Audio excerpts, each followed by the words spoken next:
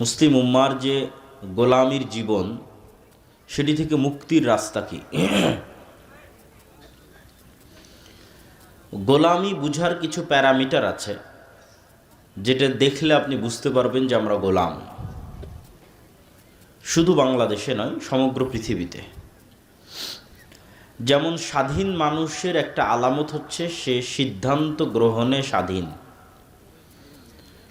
আপনার বাড়িতে এখন যে কাজই করতে যান, যদি আপনার বইয়ের অনুমতি ছাড়া করতে না পারেন, তাহলে মানুষ বলে বইয়ের গোলাম। তো তাহলে স্বাধীনতার আলামত কি? যে নিজে যেটা ইচ্ছা সেটা করতে পারে।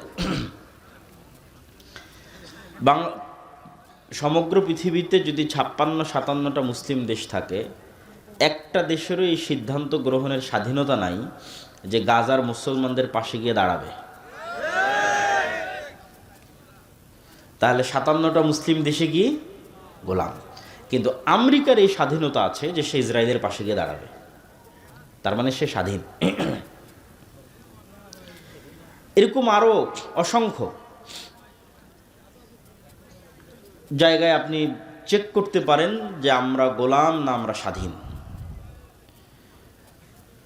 তো আমাদের এই যে মুসলিম উম্মার এই যে গোলামির জীবন, এটা থেকে মুক্তির রাস্তার বিষয়ে আমি 4টে পয়েন্ট বা 5টা পয়েন্ট আলোচনা করব। 1 নম্বর, ঈমান বিল গায়বে ইয়াকিন।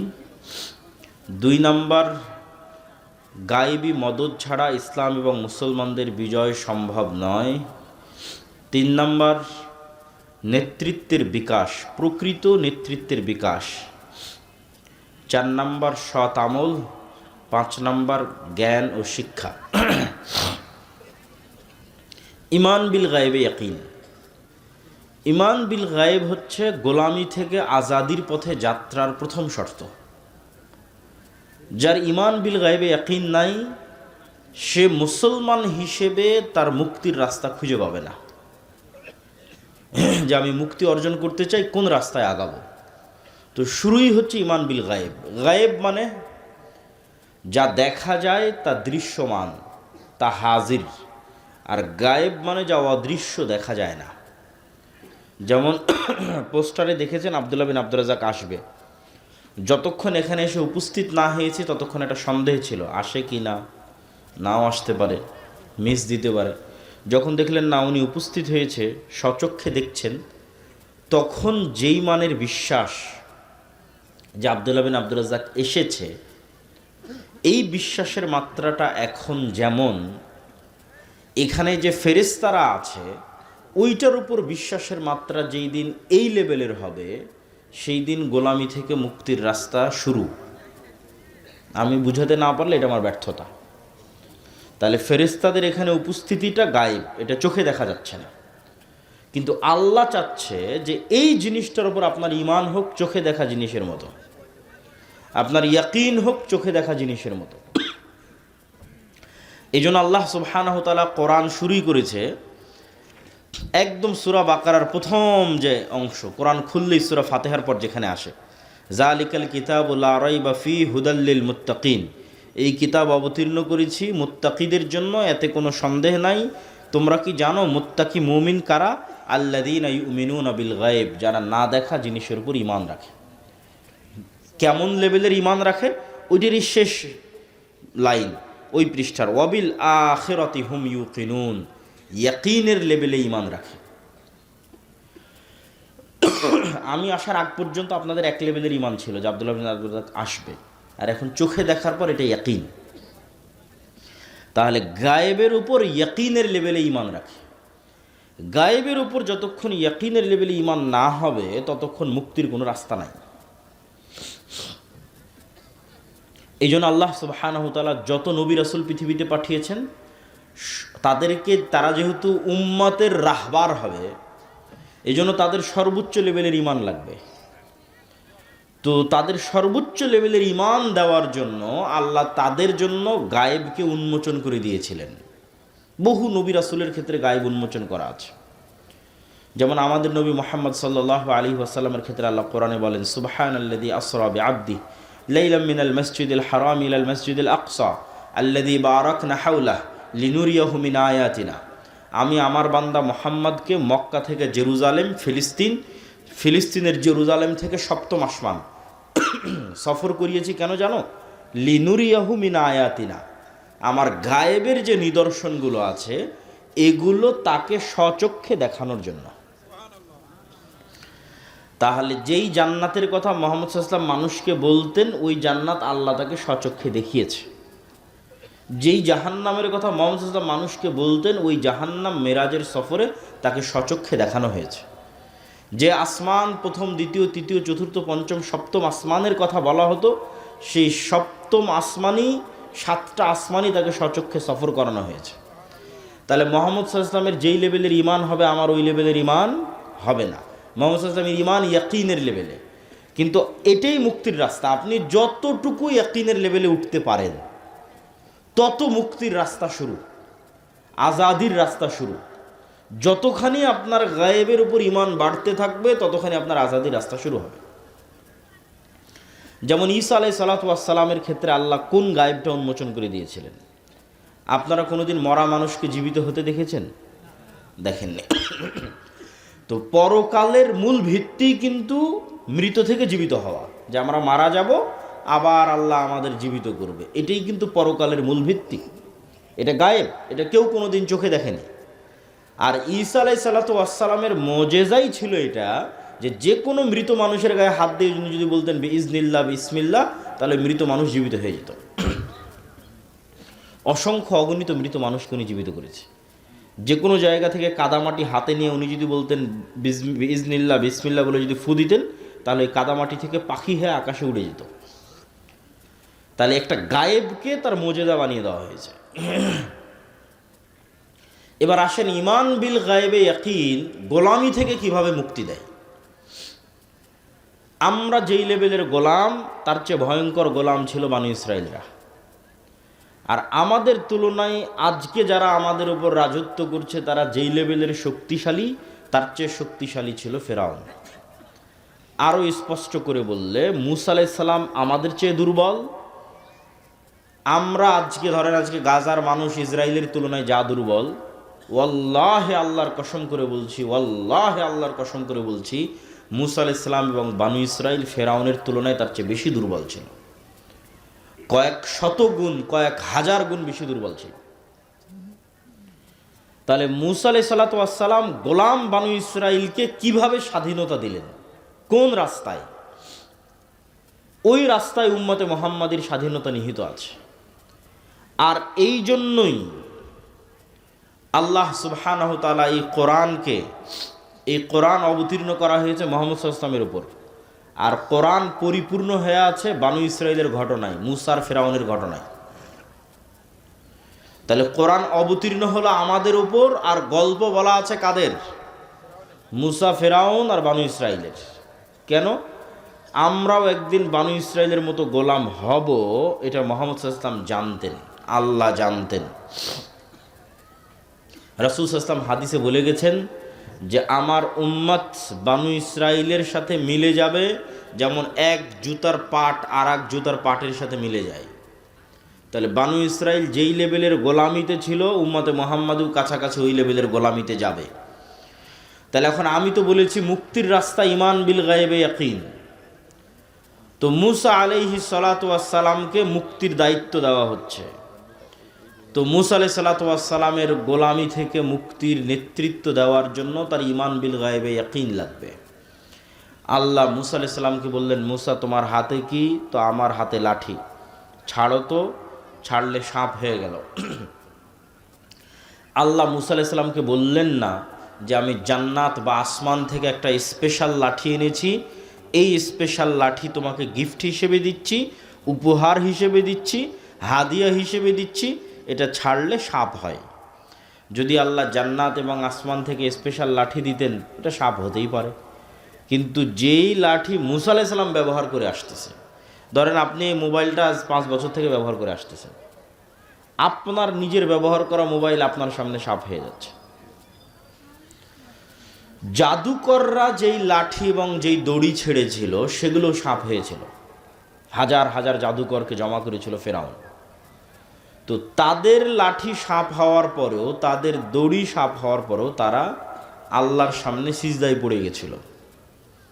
তার কারণ হচ্ছে, আজকেও যদি আপনি কোনো পার্কে যান, তাহলে আপনাকে 3D অ্যানিমেশন দিয়ে এবং উন্নত প্রযুক্তির ফটোগ্রাফি দিয়ে এবং উন্নত প্রযুক্তির চশমা দিয়ে এমনভাবে ডাইনোসর এবং সাপ দেখানো সম্ভব যেন স্ক্রিন থেকে বের হয়ে এসে আপনাকে ছোবল মারতেছে।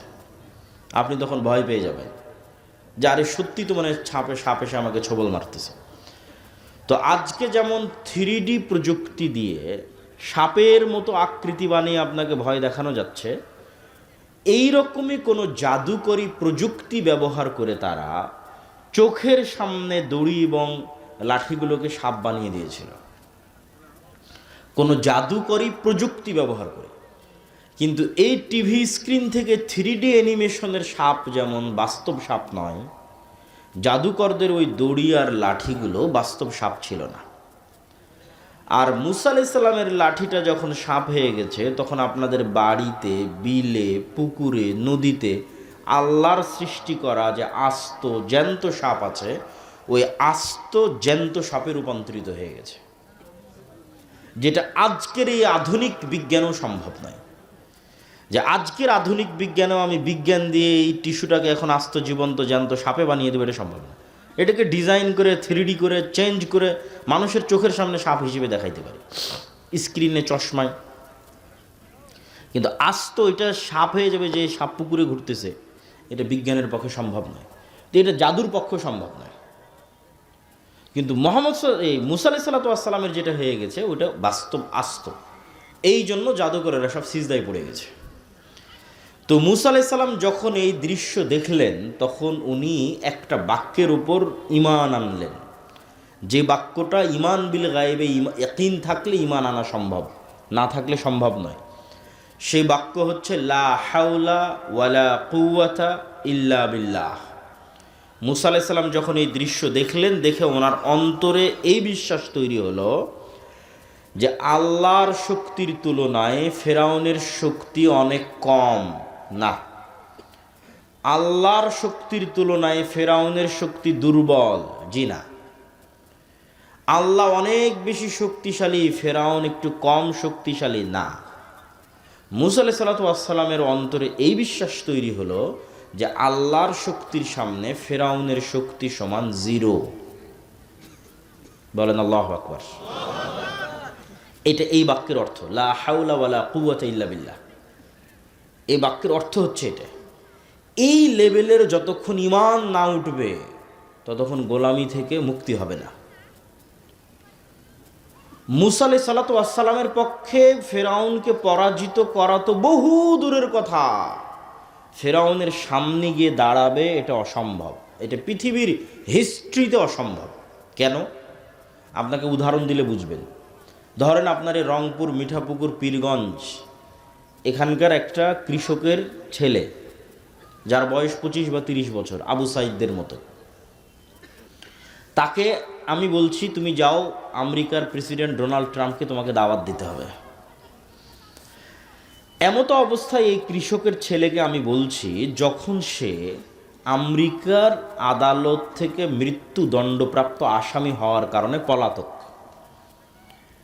পালিয়ে নিজের এলাকায় না, পালিয়ে ভিন্ন কোনো শহরে, ধরেন দিল্লিতে, করাচিতে, দুবাইয়ে, তো অনেক পলাতক আসামি তো আলিশান আছে, কিন্তু এই পলাতক ব্যক্তি মানুষের বাড়িতে কাজ করে খাচ্ছে। তো যেই মুহূর্তে ও পলাতক অবস্থায় ভিন্ন শহরে মানুষের বাড়িতে কাজ করে খাচ্ছে, সেই মুহূর্তে তাকে বলা হচ্ছে তুমি যাও আমেরিকায়, যেখানে গেলে তার ফাঁসি হবে, গিয়ে ওই আমেরিকার বাদশাকে গিয়ে তুমি দাওয়াত দাও। শুধু কি তাই? এতটুকু কি অমিল? না, আরও একটা অমিল আছে।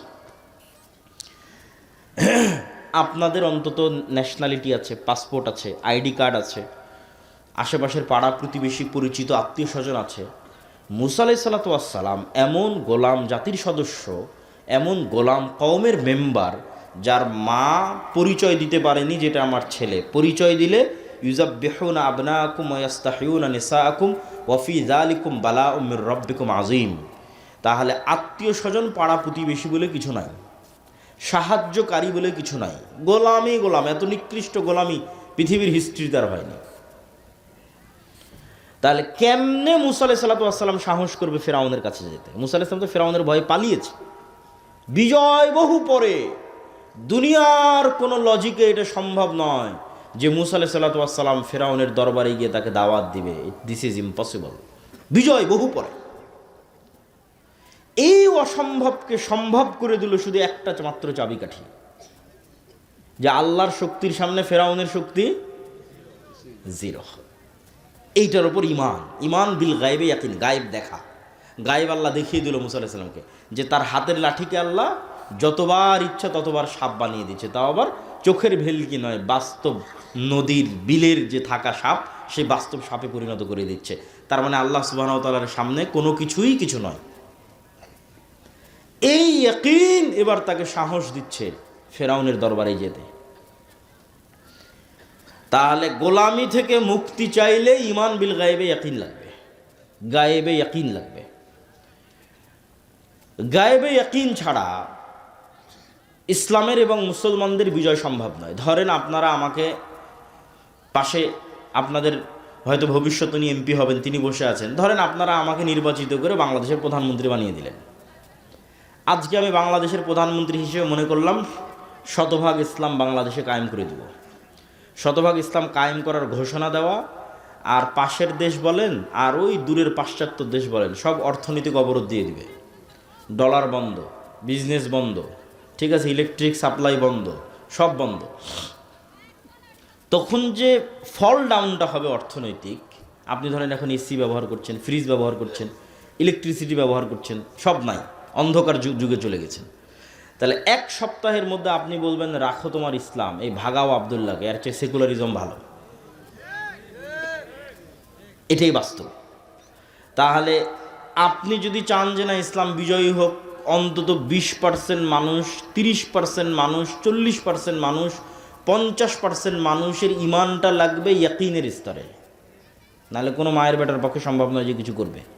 মানুষই মেরে তাড়িয়ে দেবে, অথবা যারা বলতেছে আমরা করব ওরা কম্প্রোমাইজ করবে, বাস্তবটা করবে না, ছাড় দিবে। বাস্তবটা করতে চাইলে দেশের মানুষের ইমান বিল গায়বে ইয়াকিন লাগবে।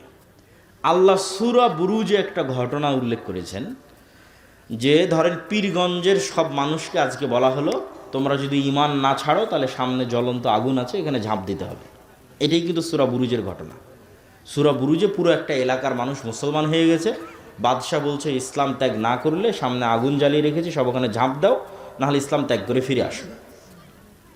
তো পুরো একটা জাতি ওই আগুনের মধ্যে স্বেচ্ছায় ঢুকছে আর জ্বলে মরে যাচ্ছে, ঢুকছে আর জ্বলে মরে যাচ্ছে। এমনকি মা তার কোলের সন্তান সহ আগুনের মধ্যে ঢুকে জ্বলে মরে গেল। তো ওদের কথা বর্ণনা করতে গিয়ে আল্লাহ কোরআনে বলছে ওয়ামা নাকামু মিনহুম ইল্লা আইয়ুমিনু বিল্লাহিল আজিজিল হামিদ, যে এই যে পুরো একটা এলাকাকে, পুরো পীরগঞ্জকে আগুনের মধ্যে জ্বালিয়ে দেওয়া হলো, এর একটাই কারণ যারা আল্লাহর উপর ঈমান এনেছিল। এটা সূরা বুরুজের ঘটনা।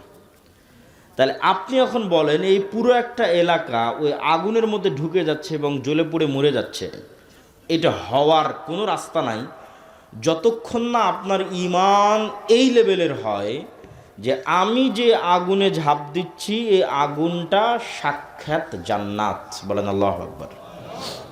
আর আমার বাড়িতে যে এসি আছে, ফ্রিজ আছে, ফ্যান আছে, স্ত্রী পুত্র সন্তান আরাম আয়েশের জীবন আছে, ওইটা সাক্ষাৎ জাহান্নামের আগুন। এই একই ইমানের পরীক্ষা দাজ্জালের ক্ষেত্রে হবে। দাজ্জালের জাহান্নাম হবে জান্নাত, আর দাজ্জালের জান্নাত হবে জাহান্নাম। তাহলে যতক্ষণ আপনার ওই লেভেলের ইমান তৈরি না হয়েছে, ওই লেভেলের স্যাক্রিফাইস করার মানসিকতা তৈরি না হয়েছে, ভাই কিসের বিজয়?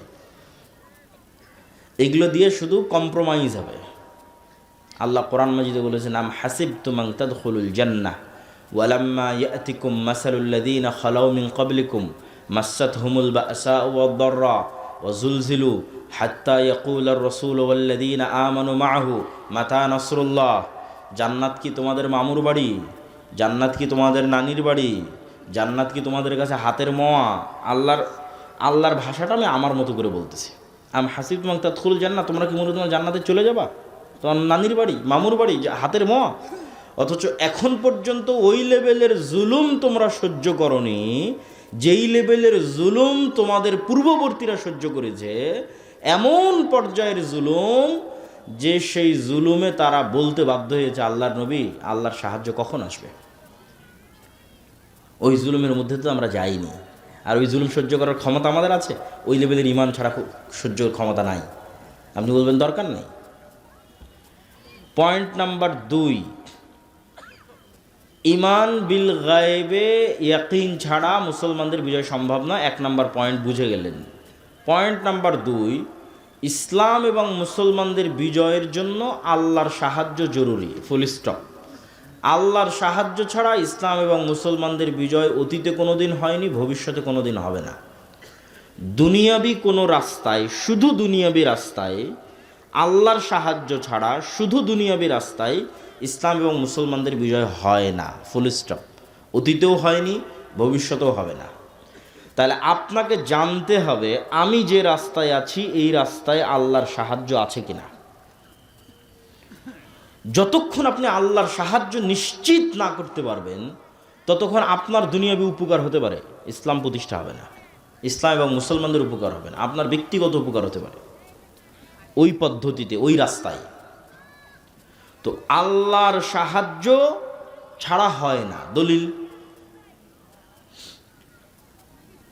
একটা তো মুসা আলাইহিস সালামের ঘটনা আপনারা শুনলেনই। মুসা আলাইহিস সালাম যখন সমুদ্র পার হলেন তখন সিনাই মরুভূমি।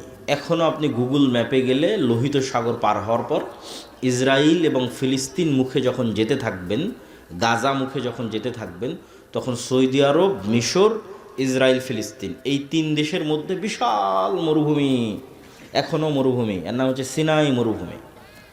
এই সিনাই মরুভূমিতে মুসা আলাইহিস সালাম বানু ইসরায়েলদের নিয়ে ঘুরপাক খাচ্ছে। ওখানে তুর পাহাড় আছে, সিনাই মরুভূমি তুর পাহাড়ে, এই তুর পাহাড়ের আশেপাশেই ঘুরপাক খাচ্ছে। তো এদেরকে বলা হলো যে সামনে জেরুজালেম, এই জেরুজালেম তোমাদের বাপদাদার ভিটা, তোমরা যুদ্ধ করে বিজয় করো। কেন বাপদাদার ভিটা? ইব্রাহিমের ছেলে ইসহাক জেরুজালেমে থাকতো, ইসহাকের ছেলে ইয়াকুব জেরুজালেমে থাকতো, ইয়াকুবের ছেলে ইউসুফ এবং তার 11 ভাই, এরাও জেরুজালেমে থাকতো, ফিলিস্তিনে। ইউসুফ যখন মিশরে চলে গেল, বাকি 11 ভাই এবং পিতা সহ মাতা সহ সবাই যখন মিশরে চলে গেল, তখন ফিলিস্তিন ছেড়ে দিয়ে এরা মিশরে চলে গেল। মিশরে সরকারের পরিবর্তনের কারণে এরা গোলাম হয়ে গেল। ফেরাউন ক্ষমতায় আসলো, এরা গোলাম। এদের গোলামি চলল 300 বছর, 400 বছর। 300-400 বছর পর এদেরকে গোলামি থেকে মুক্তি দেওয়ার ব্যবস্থা আল্লাহ করতেছে মুসা আর হারুনের মাধ্যমে। এই মুসা আর হারুন ইব্রাহিমেরই সন্তান, ইসহাকেরই সন্তান, ইয়াকুবেরই সন্তান, ইউসুফ এবং তার 11 ভাইয়েরই সন্তান। তাহলে এদের বাপদাদার বাড়ি কোনটা হলো? জেরুজালেম। মিশরে তো ওরা পরে গেছিল। তো আল্লাহ বলছে ঠিক আছে, এখন তোমরা জেরুজালেমে যুদ্ধ করে বিজয় করো। তো বানু ইসরাইল বলছে ইন্না ফিহা কওমান জাব্বারিন, জেরুজালেমে 40 তলা 50 তলা দেহের অধিকারী মানুষের আছে, আর আমরা ওদের সামনে পিঁপড়ার সমপরিমাণ, আমরা কেমনে এদের সাথে যুদ্ধ করি? আমালেকা গোত্র। তো মুসা, তুমি আর তোমার আল্লাহ গিয়ে যুদ্ধ করো, আমরা পারবো না। তখন 2 জন মানুষ যাদের ইমান বিল গায়েবে ইয়াকিন ছিল, তারা বলল আল্লাহ যেহেতু আদেশ করেছে যুদ্ধ করতে, আমরা যদি করি আমরা বিজয়ী হব। ওদের ইয়াকিন ছিল, গায়েবে ইয়াকিন ছিল। তার মধ্যে একজন ইউশা বিন নুন। কিন্তু অধিকাংশ মানুষ যুদ্ধ করতে রাজি না হয়, আল্লাহ তাদের আযাব দিল 40 বছরের। যে মরুভূমির মধ্যে ঘুরপাক খাও 40 বছর, 40 বছরের আযাবের মধ্যে মুসা আলাইহিস সালাম মারা গেল। নতুন নবী হলো ইউশা বিন নুন। ইউশা বিন নুন বানু ইসরায়েলকে বলল ভুল হয়েছে, যুদ্ধ করতে হবে, তওবা করো, চলো যুদ্ধ করি। তওবা ইস্তেগফার করে যুদ্ধ শুরু করলো। যুদ্ধে বিজয় আনতে আর 4-5 ঘন্টা যুদ্ধ করতে হবে, জয় জয় ভাব, কিন্তু এখনও জয় হয়নি। আর এদিকে সূর্য ডুবে যাচ্ছে, সূর্য আর আধা ঘন্টা 1 ঘন্টার মধ্যে ডুবে যাবে। শুক্রবারের দিন বিকেলবেলা, আর শনিবারে মুসা আলাইহিস সালামের দিনে যুদ্ধ নিষিদ্ধ। তাহলে যুদ্ধ আবার শুরু করতে হবে রবিবার। তো ইউশা বিন নুন দেখলেন যে আজকে যদি এক টানে এক ঝটকায় যুদ্ধ শেষ করে বিদায় না হতে পারি, তাহলে এই জয়ের মোমেন্টাম তৈরি করা কঠিন আছে। প্রতিটা জিনিসের একটা মোমেন্টাম থাকে, অতএব যুদ্ধ আজকেই শেষ করতে হবে। তো আজকে যুদ্ধ শেষ করার একটাই রাস্তা আছে, সেটা হচ্ছে সূর্যকে থামিয়ে দিতে হবে। কার মাথার মধ্যে এই বুদ্ধি আসতে পারে যে আজকে আমার যুদ্ধ বিজয়ের জন্য সূর্য থামাতে হবে। তাহলে কোন লেভেলের গায়েবে ইয়াকিন রাখতো ইউশা বিন নুন, যে মাথার মধ্যে এই বুদ্ধি কাজ করতেছে যে এখন যুদ্ধ চালাবো, কাকে থামাতে হবে? সূর্যকে। দেখেন ইউশা বিন নুন আল্লাহকে বলতেছে সূর্যের দিকে ইশারা করে, আল্লাহ আপনি সূর্য থামিয়ে দেন। তো বান্দার বিশ্বাস যেমন, আল্লাহর সহযোগিতা তেমন। সহিহ বুখারীর হাদিস, পৃথিবীর ইতিহাসে প্রথমবার আল্লাহ সূর্য থামিয়ে দিলেন। আল্লাহু আকবার, প্রথমবার। তাহলে এখানে ইউশা বিন নুন দুনিয়ার শক্তিতে বিজয় হচ্ছে না আল্লাহর সাহায্যে? আল্লাহর সাহায্যে। এই একই জেরুজালেম আবার 200-300 বছর পর দাউদ, সুলাইমান, তলুত তারা বিজয় করতেছে জালুতের বিরুদ্ধে। এটাও কোরআন থেকে বলবো। তো আল্লাহ বলল, তোমরা যদি যুদ্ধ করতে চাও, সামনে যে নদী আছে এই নদী পানি পান না করে পার হতে হবে, সাঁতার কেটে। এটা পরীক্ষা। এই পরীক্ষায় যারা পাশ করবে তারা যুদ্ধ করবে। তো পানি পান না করে পার হয়েছে 300 প্লাস মাইনাস সামথিং মানুষ। এই 300 মানুষ পার হওয়ার পর দেখছে যে জালুতের লক্ষ বাহিনী। তো লক্ষ বাহিনীর সামনে 300 মানুষ দাঁড়ানোর কোনো রাস্তা আছে? কোরআনের আয়াত। এই 300 মানুষের একদল মানুষ বলছে, কোরআনের আয়াত, লা তাকাতা লানাল ইয়াউমা বিজালুত ওয়া জুনুদিহি। আরে আজকে কিসের যুদ্ধ হবে? লক্ষাধিক মানুষের সাথে 300 মানুষের আবার যুদ্ধ কিসের? আমাদের তো কোনো শক্তিই নেই, যুদ্ধ সম্ভব নয়। আবার আর একদল মানুষ বলতেছে, তাদের কথাও আল্লাহ কোরআনে তুলে ধরেছে, কাম মিন ফিআতিন কালিলাতিন গালাবাত ফিআতান কাসীরাতাম বিইজনিল্লাহ। কত দুর্বল মানুষকে আল্লাহ কত শক্তিশালী মানুষের উপর বিজয় দিয়েছে আল্লাহর সাহায্যে। বলেন আল্লাহু আকবার। তাহলে 300 মানুষও লক্ষ মানুষের উপর বিজয়ী হতে পারে কার সাহায্যে? আল্লাহর সাহায্যে। ওরা যুদ্ধ শুরু করলো, দাউদ আলাইহিস সালাম নিজে হাতে জালুতকে হত্যা করলেন। দলিল নাম্বার 3, এটা শেষ দলিল, যে আল্লাহর সাহায্য ছাড়া বিজয় সম্ভব নয়। মুহাম্মদ সাল্লাল্লাহু আলাইহি ওয়াসাল্লাম বদরে, উহুদে, খন্দকে 3 যুদ্ধেই মুহাম্মদ সাল্লাল্লাহু আলাইহি ওয়াসাল্লামের 300, আবু জাহালের 1000, মুহাম্মদ সাল্লাল্লাহু আলাইহি ওয়াসাল্লামের 700, উহুদে আবু সুফিয়ানের 2000, খন্দকে মুহাম্মদ সাল্লাল্লাহু আলাইহি ওয়াসাল্লামের 700, আবু সুফিয়ানের 10,000। বদর, উহুদে তো মুহাম্মদ সাল্লাল্লাহু আলাইহি ওয়াসাল্লাম দুর্বল ছিলই, কিন্তু খন্দকে অসম্ভব। খন্দকে 10,000 সমান 700, 1000। তার মধ্যে আবার 300-400 মোনাফিক, তার মধ্যে আবার 3টা ইহুদি গোত্র, বানু কুরাইজা, বানু কায়নুকা, বানু নাজির। এরা তলে তলে বাইরের কাফের মুশরিকদের সাথে ওয়াদা দিয়ে রেখেছে, কোনো মতে মোহাম্মদকে ফালাও, আমরা তোমাদের সাথে আছি। তাহলে মুহাম্মদ সাল্লাল্লাহু আলাইহি ওয়াসাল্লাম মাত্র 500-700 মানুষ, আর বাইরে ঘেরাও করে আছে 10,000। বদরে এবং উহুদে একত্রিত হয়েছিল শুধু মক্কার মানুষ, আর খন্দকের দিন একত্রিত হয়েছে পুরো সৌদি আরবে, পুরো আরবে যত গোত্র উপগোত্র আছে সবাই একত্রিত হয়েছে। মদিনাকে মাটির সাথে মিশিয়ে দিতে হবে। মুহাম্মদ সাল্লাল্লাহু আলাইহি ওয়াসাল্লামের জীবনের সবচেয়ে করুণ এবং অসহায় সময় 2টা। তায়েফেও মুহাম্মদ সাল্লাল্লাহু আলাইহি ওয়াসাল্লাম এত অসহায় নয়। 2টা সময় সবচেয়ে অসহায়, একটা খন্দকের যুদ্ধের 1 মাস, আর একটা হচ্ছে আবু তালেবের সাথে শিয়াবে আবু তালেবে গৃহবন্দী অবস্থায় যে 3 বছর মক্কায়। তো মুহাম্মদ সাল্লাল্লাহু আলাইহি ওয়াসাল্লামের জীবনের যত ঘটনা দেখেন, পেটে পাথর বাঁধা, ক্ষুধার যন্ত্রণায়, সাহাবীদের খাবার না, এগুলো সব খন্দকের যুদ্ধের ঘটনা। এর চাইতে করুণ ঘটনা মুহাম্মদ সাল্লাল্লাহু আলাইহি ওয়াসাল্লামের লাইফে আর পার হয়নি। তাহলে বদর, উহুদ, খন্দকে মুহাম্মদ সাল্লাল্লাহু আলাইহি ওয়াসাল্লামের কোনো রাস্তা নাই যে দুনিয়াবি লজিকে উনি বিজয়ী হতে পারে। বিজয়ের একমাত্র রাস্তা কার সাহায্য লাগবে? আল্লাহর সাহায্য লাগবে। একটা যুদ্ধে মুহাম্মদ সাল্লাল্লাহু আলাইহি ওয়াসাল্লাম দুনিয়াবি দিক থেকে শক্তিশালী ছিল, ওটা হচ্ছে হুনাইনের যুদ্ধ। এই যুদ্ধটা হয়েছে মক্কা বিজয়ের পর। তো মক্কা বিজয় করে তো এমনি কনফিডেন্স লেভেল হাই, সাহাবীদের কনফিডেন্স এমনি হাই, যে যেই মক্কা থেকে আমাদের বের করে দেওয়া হয়েছিল সেই মক্কা আজকে আমরা বিজয় করে নিয়েছি। তাহলে তো এমনি আত্মবিশ্বাস টপ লেভেলে। তার উপর আবার যুদ্ধের মাঠে গিয়ে দেখছে 12,000 মুজাহিদ। হুনাইনের যুদ্ধে সাহাবী 12,000। কোথায় 300 জন নিয়ে যুদ্ধ করেছে, 700 জন নিয়ে যুদ্ধ করেছে, 1,000 জন নিয়ে যুদ্ধ করেছে, আর কোথায় 12,000। তো একে তো মক্কা বিজয় করে এসেছে, আর একে তো 12,000 মানুষ। আত্মবিশ্বাস টপ লেভেলে। বদর, উহুদ, খন্দকে যেহেতু দুর্বল ছিল, ভরসা ছিল আল্লাহর উপর। হুনাইনে দেখছে নিজেরাই সব, তখন নিজের উপর ভরসা। যুদ্ধ শুরু হওয়ার আধা ঘন্টার মধ্যে সব সাহাবী পালাচ্ছে আল্লাহর নবীর সামনে দিয়ে। পালানো শুরু। মুহাম্মদ সাল্লাল্লাহু আলাইহি ওয়াসাল্লাম অবস্থা বেগতিক দেখে ঘোড়া থেকে লাফ দিয়ে ভাষণ দেওয়া শুরু করলেন। আর ওনার চাচার খুব উঁচু আওয়াজ ছিল, মাইকের মতো। তো চাচা আব্বাসকে ডাক দিয়ে বললেন, আমি যা বলছি আপনি চিল্লিয়ে চিল্লিয়ে মানুষকে বলেন। তাহলে কি বোঝা গেল? মুহাম্মদ সাল্লাল্লাহু আলাইহি ওয়াসাল্লামের জীবদ্দশায় উনি জীবিত থাকতে উনি যেই যুদ্ধে নিজে স্বয়ং উপস্থিত আছে সেই যুদ্ধে দুনিয়ার শক্তিতে বিজয় হচ্ছে না। বুঝেন না মানে আমার কথা? দুনিয়ার শক্তিতে পাওয়ারফুল, বিজয় হচ্ছে না। তাহলে নবীর জীবদ্দশায় কার সাহায্য ছাড়া বিজয় হচ্ছে না? দুনিয়ার শক্তি আছে তাও হচ্ছে না, কার সাহায্য লাগতেছে? আল্লাহর সাহায্য। আপনি যদি পারমাণবিক অস্ত্রেরও মালিক হয়ে যান, বিশ্বাস করেন আল্লাহর সাহায্য যদি না থাকে ইসলাম এবং মুসলমানদের বিজয় সম্ভব নয়। তাহলে ফার্স্ট শর্ত পূরণ করতে হবে কার সাহায্য? আল্লাহর সাহায্য। আল্লাহর সাহায্য দুনিয়াতে কিভাবে আসে? আল্লাহর সাহায্য পৃথিবীতে নেমে নিয়ে আসার টেকনোলজি কি, সিস্টেম কি, পদ্ধতি কি, কোন টেকনোলজি ইউজ করলে আসমানি সহযোগিতা পৃথিবীতে নামে? তার একটা টেকনোলজি হচ্ছে সৎ আমল। সৎ আমলের মধ্যে সবচেয়ে পাওয়ারফুল হচ্ছে সালাত। সালাতের মধ্যে সবচেয়ে পাওয়ারফুল হচ্ছে রাতের সালাত। বুঝেন?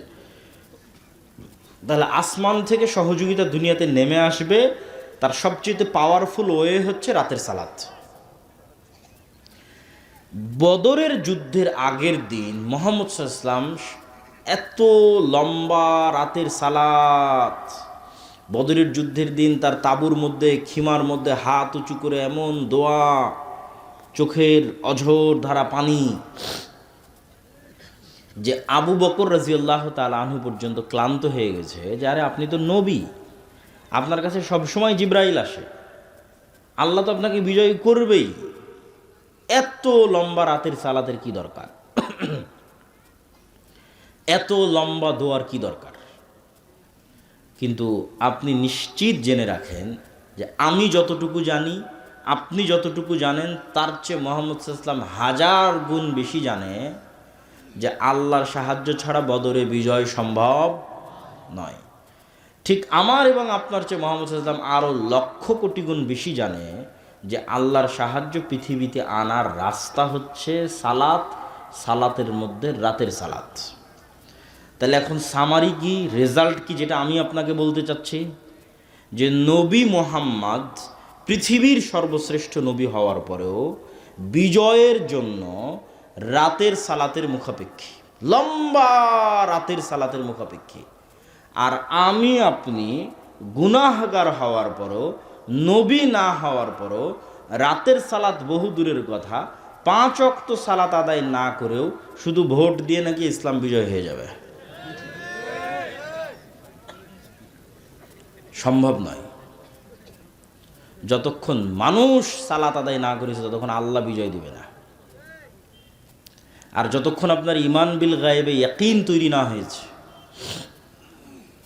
যতক্ষণ আপনি আল্লাহর সাহায্য আনতে না পেরেছেন, আপনি চিন্তা করলেন যে শুধু দুনিয়ার রাস্তাতেই আমি কৌশল এবং পদ্ধতি অবলম্বন করব, করতে করতে মন্দিরও কয়দিন পর বানিয়ে দেওয়া লাগতে পারে।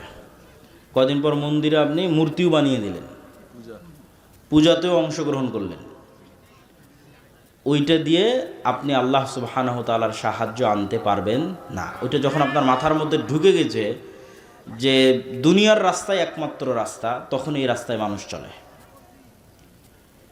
আর যখন ইমান বিল গায়বে ইয়াকিন থাকবে, আল্লাহর সাহায্য নিয়ে আসার চিন্তা থাকবে, তখন পদ্ধতি হবে ভিন্ন, তখন রাস্তা হবে ভিন্ন। তাহলে আসমান থেকে সহযোগিতা আনতে পারে এরকম টেকনোলজির একটা বড় টেকনোলজি হচ্ছে সালাত।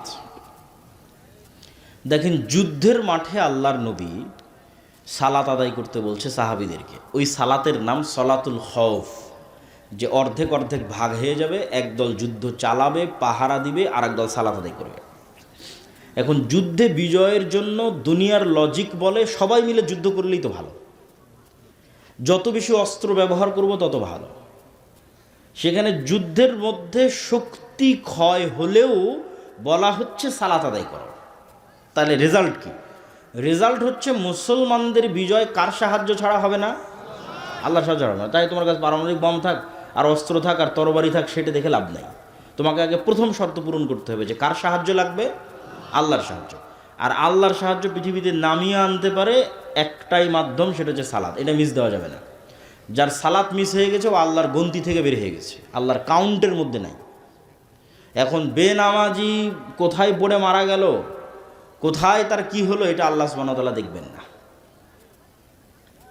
আপনাকে যদি আরও সহজ করে বোঝানোর জন্য বলি যে আমরা মোবাইলে যেমন ফিঙ্গারপ্রিন্ট ইউজ করি, ফেস ভেরিফিকেশন ইউজ করি, ঠিক আছে, কোনো অ্যাকাউন্ট খোলার জন্য ডানে তাকাতে বলে, বামে তাকাতে বলে, তখন পুরো ফেসটা নেয়, নিয়ে মিলায় যে হ্যাঁ এটা ওরই ফেস, তখন ওপেন হয়ে যায়। তো এই যে পাসওয়ার্ড দিয়ে যে আমরা ফোন ওপেন করতেছি, ফিঙ্গারপ্রিন্ট দিয়ে, ফেস ভেরিফিকেশন দিয়ে আজকে অনেক কিছু ওপেন করতেছি, মনে করেন পৃথিবী এমন একটা সিস্টেমের উপর দাঁড়িয়ে আছে, লাউহে মাহফুজে প্রত্যেকটা ইবাদতের একটা চিত্র আছে। লাউহে মাহফুজে প্রত্যেকটা ইবাদতের একটা ফরম্যাট দাঁড় করানো আছে। আপনি যখন ওই ফরম্যাট পৃথিবীতে নেওয়া শুরু করেন, তখন একটা আরেকটার সাথে যখন মিলে যায় তখন অটোমেটিক ওপেন হয়ে যায়। পাসওয়ার্ড মিলে গেছে, দরজা খুলে গেছে, এখন সাহায্য আসা শুরু হবে। ওই জন্য ওই সেম ফরম্যাটে দাঁড়াতে হবে, সেম ফরম্যাটে সিজদা, রুকু, ঠিক আছে। এইটা ভেরিফিকেশন, পাসওয়ার্ড ওইখানে যেখানে যেটা মুহাম্মদ ইসলাম বলেছে সেখানে সেটা বলতে হবে। আপনি ওইটা বলবেন, ওইভাবে দাঁড়াবেন, আল্লাহ সুবহানাহু ওয়া তাআলার সাহায্য নামার রাস্তা অটোমেটিক ওপেন হয়ে যাবে। বলেন আল্লাহু আকবার। সালাতের সাথে আপনার সম্পর্ক নাই তো আপনার সাথে আল্লাহর সম্পর্ক নাই বাবা। তাহলে আপনি ওই যে মিছিল, মিটিং, নারায়ে তাকবীর এগুলো দিয়ে সব কিছু দিয়ে ইসলামের বিজয় হবে না। পয়েন্ট নাম্বার 3, গোলামি থেকে মুক্তির জন্য আল্লাহর সাহায্য আসমান থেকে আনার একটা রাস্তা বললাম সালাত, আর একটা রাস্তা হচ্ছে সকাল সন্ধ্যার জিকির। ফরজগুলো তো করতেই হবে, অতিরিক্ত দুটা, একটা রাতের সালাত, একটা সকাল সন্ধ্যার জিকির। সকাল সন্ধ্যার জিকির কি? সকাল সন্ধ্যার জিকির এমন এক পাওয়ারফুল টেকনোলজি, শক্তি, প্রযুক্তি, পৃথিবীর এমন কোনো অসম্ভব নাই যা সম্ভব হবে না জিকির দিয়ে। There is nothing is impossible. পৃথিবীতে এমন কিছুই অসম্ভব নয় যেটাকে সম্ভবে পরিণত করা সম্ভব নয় জিকির দিয়ে। দলিল ছাড়া কথা বলবো না। মুসা আলাইহিস সালাতু ওয়াস সালাম ফেরাউনের কাছে যাবে, এটা এক আশ্চর্য। মুসা আলাইহিস সালাম জিতবে, ফেরাউন পরাজিত হবে, আর চেয়ে আশ্চর্যের ঘটনা পৃথিবীতে ঘটেনি, ভবিষ্যতে আর ঘটবে না। তো মুসা আলাইহিস সালামকে যখন আল্লাহ বলছে যাও ফেরাউনের কাছে, তখন ওখানে কোরআনের একটা আয়াত আছে, ওয়ালা তানিয়া ফি জিকরি। মুসা, ফেরাউনের কাছে যাচ্ছ ঠিক আছে, দায়িত্ব নিয়েছো ঠিক আছে, আমাকে জিকির স্মরণ করতে যদি ভুলে যাও তাহলে তোমাকে যে যে জিনিসগুলো দেওয়া আছে এগুলো কাজ করবে না। লাঠি ছাড়লে আর সাপ হলো না, লাঠি সমুদ্রে মারলা আর রাস্তা তৈরি হলো না, মানে আর ফাংশন করতেছে না।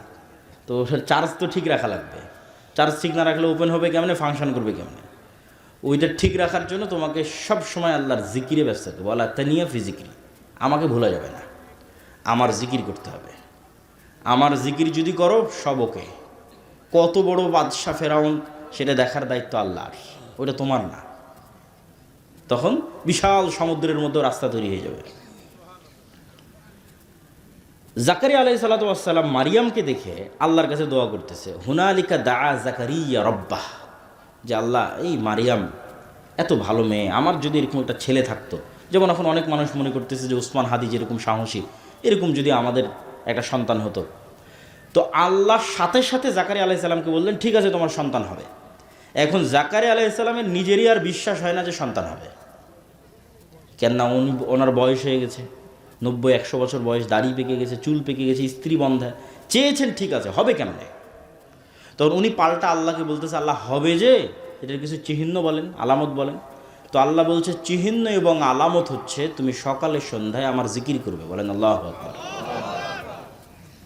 কোরআন পূর্ণ হয়ে আছে সকাল সন্ধ্যার জিকিরের কথা দিয়ে। বুকরাতা ওয়া আসিলা বিল আশি ওয়াল ইবকার বিল গুদুবি ওয়াল আসাল ক্বাবলা গুরুবিশ শামসি ক্বাবলা তুলুইশ শামসি ক্বাবলাল গুরুব, এগুলো কোরআনের আয়াত। তো জিকির কেন পাওয়ারফুল এটার লজিকটাও আপনাকে ভেঙে দিই। জিকির পাওয়ারফুল কেন বুঝার জন্য বলতেছি, এইভাবে কোরআন এবং হাদিস আসছে এটা নয়, বুঝার সুবিধার্থে উদাহরণ দিচ্ছি। জিকির মনে করেন সাউন্ড টেকনোলজি, একটা টেকনোলজি যেটা শব্দ নির্ভর। এখনকার টেকনোলজি আলো নির্ভর, ওয়েভ নির্ভর। ওই যার ক্যামেরা লাইভ চালাচ্ছে, ওর আমাদের কম্পিউটার কাজ করতেছে, আমাদের মোবাইল কাজ করতেছে, মাইকটা বাজতেছে, লাইটগুলো চলতেছে, সব ওয়েভ, আলো নির্ভর টেকনোলজি। তো জিকির হচ্ছে শব্দ নির্ভর টেকনোলজি। শব্দ সবচেয়ে পাওয়ারফুল, কেননা সকল কিছুর সৃষ্টি শব্দ। আল্লাহ সুবহানাহু ওয়া তাআলা আসমান জমিন সৃষ্টি করেছেন কুন ফায়াকুন, শব্দ, আওয়াজ। আবার সব ধ্বংস হয়ে যাবে ইসরাফিলের বাঁশির আওয়াজে ধ্বংস হয়ে যাবে। মানে আসমানকে এমন একটা সিস্টেমের উপর ডেভেলপ করা আছে যে ও ইসরাফিলের বাঁশির আওয়াজ বুঝতে পারবে, বাঁশির আওয়াজ রিসিভ করার মাত্র ফেটে যাবে, চৌচির হয়ে যাবে। সূর্যকে এমনভাবে সেট করা আছে ও আওয়াজ বুঝে। এরা সবাই আওয়াজ বের করে এবং আওয়াজ বুঝে। আল্লাহ কোরআনে বলছেন এটা গায়েব, আল্লাহ জানিয়েছেন। এই গায়েবটা আমি আপনাকে জানাচ্ছি, আল্লাহ জানিয়েছেন কোরআনে। ইউসাব্বিহু লিল্লাহি মা ফিস সামাওয়াতি ওয়া মা ফিল আরজ, আসমান জমিন এবং তার মধ্যে যা কিছু আছে, এই মাইকও, এই পানির বোতলও, এই গায়ের জামাও, এই প্যান্ডেলও, এরা সব 24 ঘন্টা আল্লাহর তাসবিহ পাঠ করতেছে। এটা গায়েব, কেউ জানে না, আল্লাহ কোরআনে জানিয়েছেন। এই গায়েবের উপর যখন আপনি ইয়াকিন রাখবেন, আপনার গোলামি থেকে মুক্তির রাস্তা শুরু হয়ে গেছে কিন্তু। আর এই গায়েবের উপর ইয়াকিন না থাকলে আপনি আগাতে পারবেন না। তাহলে এক নম্বর হচ্ছে গায়েবের উপর ইয়াকিন লাগবে। তাহলে এরা তো 24 ঘন্টা শব্দ বের করছে, মানে আমি যে শব্দ বলবো এই শব্দ এরা বুঝবে। আমি যদি বলি সুবহানাল্লাহি ওয়া বিহামদিহি সুবহানাল্লাহিল আযীম, তাহলে সব শুনতেছে, যতদূর পর্যন্ত শুনতেছে এরা প্রত্যেকটা কিয়ামতের মাঠে সাক্ষী দিবে। আল্লাহু আকবার। মুয়াজ্জিনের মাইকের আজান যতদূর পর্যন্ত যাবে এরা সবগুলো সেভ করে, রেকর্ড, শুনে, আন্ডারস্ট্যান্ড করে, ফিল করে, সব এরা কিয়ামতের মাঠে সাক্ষী দিবে। এই জন্য জিকির মোস্ট পাওয়ারফুল, কেন সাউন্ড টেকনোলজি মোস্ট পাওয়ারফুল। গোলামি থেকে আজাদির 4 নাম্বার রাস্তা, এবং এটা সবচেয়ে গুরুত্বপূর্ণ, আজকের আলোচনার সবচেয়ে গুরুত্বপূর্ণ পার্ট। এই একটা সমস্যা যদি আমরা সমাধান করে ফেলতে পারি, যেটা এখন বলবো, আলাদা করে কোনো আন্দোলন করা লাগবে না, আলাদা করে মিছিল মিটিং লাগবে না, আলাদা করে ভোট লাগবে না, সারা বাংলাদেশ একদিনে ইসলামপন্থী হয়ে যাবে, একদিনে ইসলামের বিজয় হয়ে যাবে। সেই রাস্তাটা কি? ইসলামের বিজয় মানে আপনি কি বুঝেন এটা আগে আপনাকে বুঝতে হবে। আপনি যদি মনে করেন ইসলামের বিজয় মানে পুরো পীরগঞ্জের মানুষ আজকে সবাই সালাত আদায় করবে, এই পুরো পীরগঞ্জের মহিলারা আজকে থেকে পর্দা করবে, তাহলে আপনি এখনও সঠিক বুঝটা অর্জন করতে পারেননি। ধরেন এই পুরো পীরগঞ্জের মানুষ সবাই মসজিদে আজকাল ফজর থেকে সালাত আদায় করলো, এটাও ইসলাম এবং অনেক জরুরি কর্তব্য। আজকে থেকে সকল মহিলারা পর্দা করলো, কিন্তু এই নামাজি মানুষরাই, এই পর্দা করা মহিলারাই একজন আরেকজনের উপর জুলুম করে, একজন আরেকজনের টাকা মেরে খায়, একজন আরেকজনকে ধোঁকা দেয়, একজন আরেকজনকে মিথ্যা বলে। তাহলে কি এখানে ইসলাম প্রতিষ্ঠা হয়েছে? এইটা যেই দিন বুঝতে পারবেন সেই দিন বুঝবেন যে ইসলাম প্রতিষ্ঠা হওয়া মানে কি। ইসলাম রাষ্ট্র ক্ষমতায় যাওয়ার বেসিক হচ্ছে ইনসাফ, ন্যায়, সত্যবাদিতা, বেসিক। ঈসা আলাইহিস সালাতু ওয়াস সালাম যেই দিন সমগ্র পৃথিবীর শাসনভার হাতে নেবেন, সেই দিন ঈসা আলাইহিস সালাতু ওয়াস সালামের শাসনের গুণ বর্ণনা করছে মুহাম্মদ সাল্লাল্লাহু আলাইহি ওয়াসাল্লাম, যে ওই দিন ঈসা আলাইহিস সালাম সমগ্র পৃথিবীতে ন্যায় প্রতিষ্ঠা করবে। তাহলে ঈসা আলাইহিস সালামের শাসনের গুণ কি? সমগ্র পৃথিবীতে কি প্রতিষ্ঠা হবে? ন্যায় প্রতিষ্ঠা হবে। তাহলে আমরা তো সারা বাংলাদেশে 90% মুসলমান। এই 90% মুসলমানের দেশে আলাদা করে ইসলাম প্রতিষ্ঠা করার প্রয়োজনই নাই। যদি 90% মুসলমানের দেশে সবাই আজ থেকে বলে যে আমি ন্যায় প্রতিষ্ঠা করব, সত্যবাদী হব, আলাদা করে কিছু করা লাগবে না, 80% ইসলাম প্রতিষ্ঠিত হয়ে যাবে। ওইটা যদি আপনি ফিল আপ না করতে পারেন, তাহলে বাহ্যিকভাবে যতই হোক বাস্তবে ইসলাম প্রতিষ্ঠিত হবে না। তাহলে এবং ওই গুণটা, আমরা যে দুর্নীতির মধ্যে আছি, ধোঁকাবাজির মধ্যে আছি, 2 নম্বরই রাস্তার মধ্যে আছি, এটা গোলামির গুণ, এইটা গোলামির চিহ্ন। দেখেন এই যে ইসহাক আলাইহিস সালামের সন্তানেরা, ইব্রাহিম আলাইহিস সালামের সন্তানেরা, এদেরকে আল্লাহ বলছে শনিবারের দিন তোমরা মাছ ধরবে না।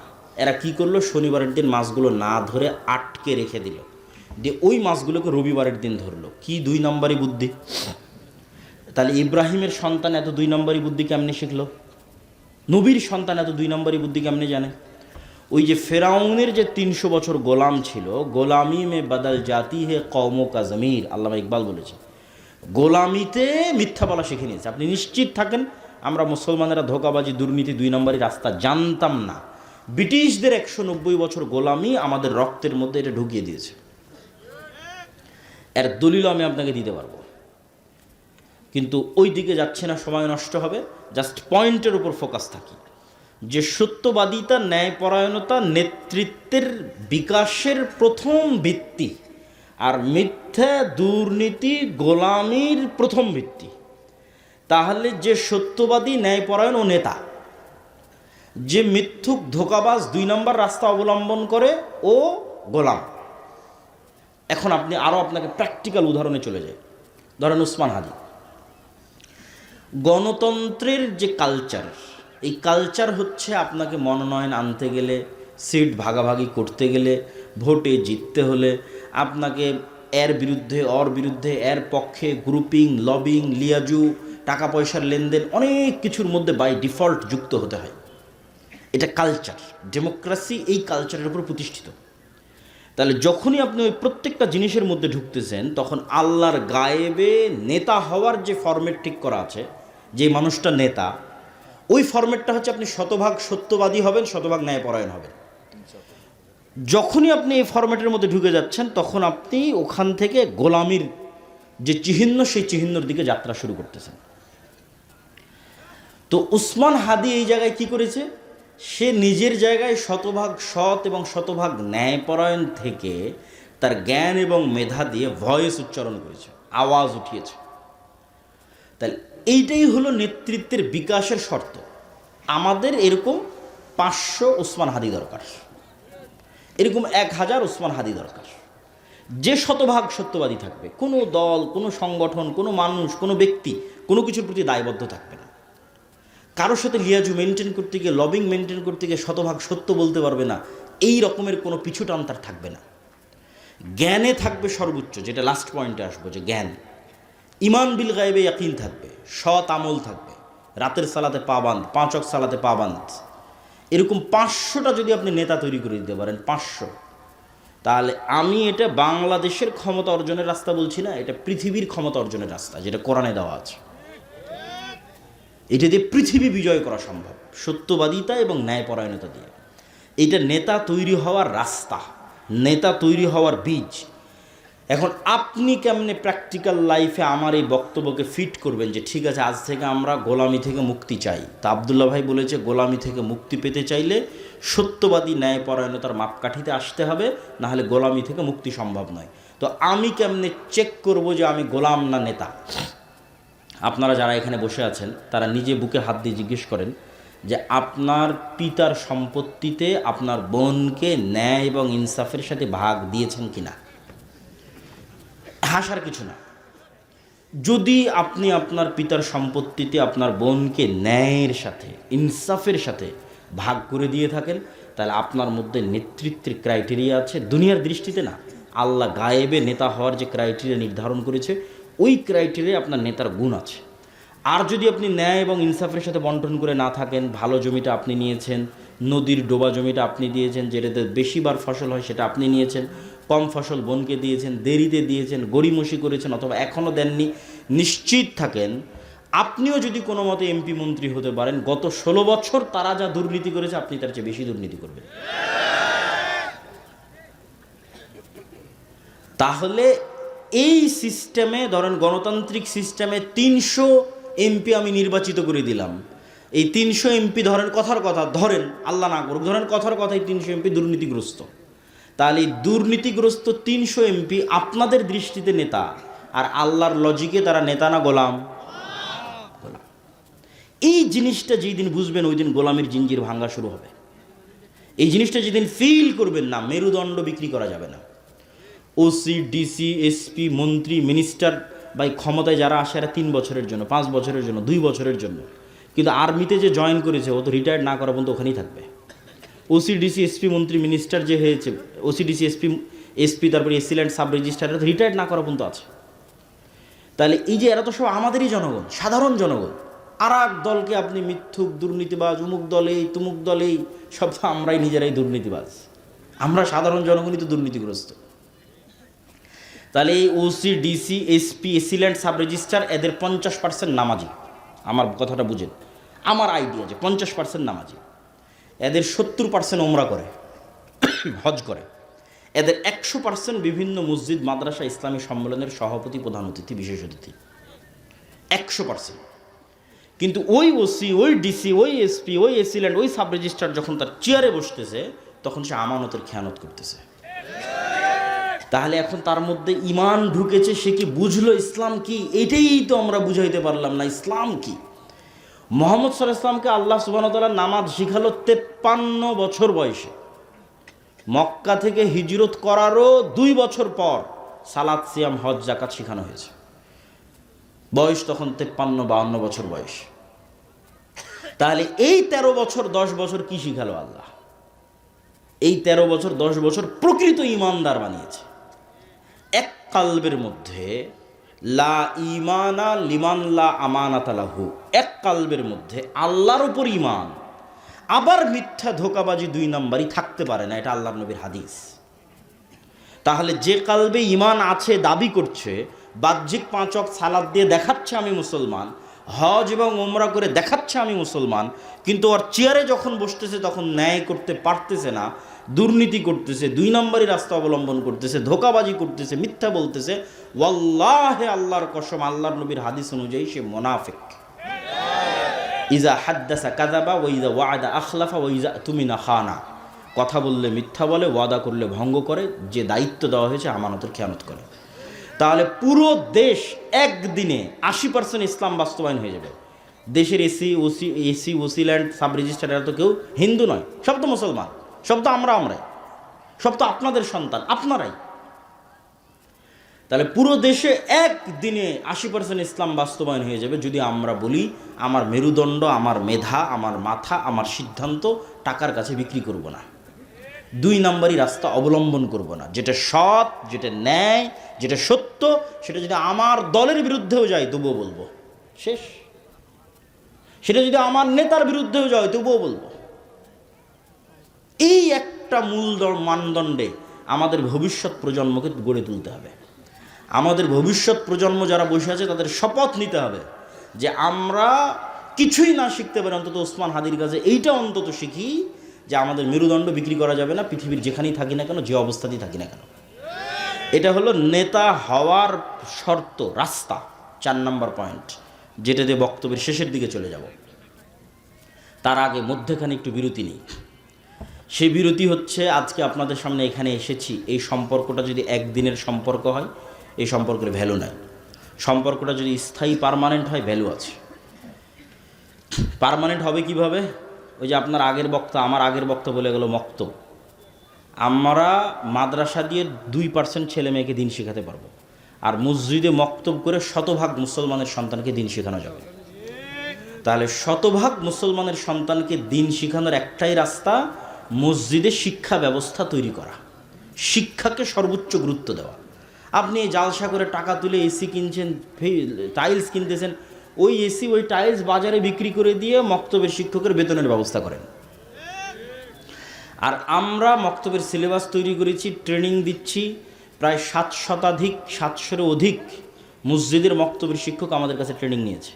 এবার এনটিভিতে আমাদের মক্তবের উপর জাতীয় প্রতিযোগিতা রমজান মাসে আয়োজিত হতে যাচ্ছে।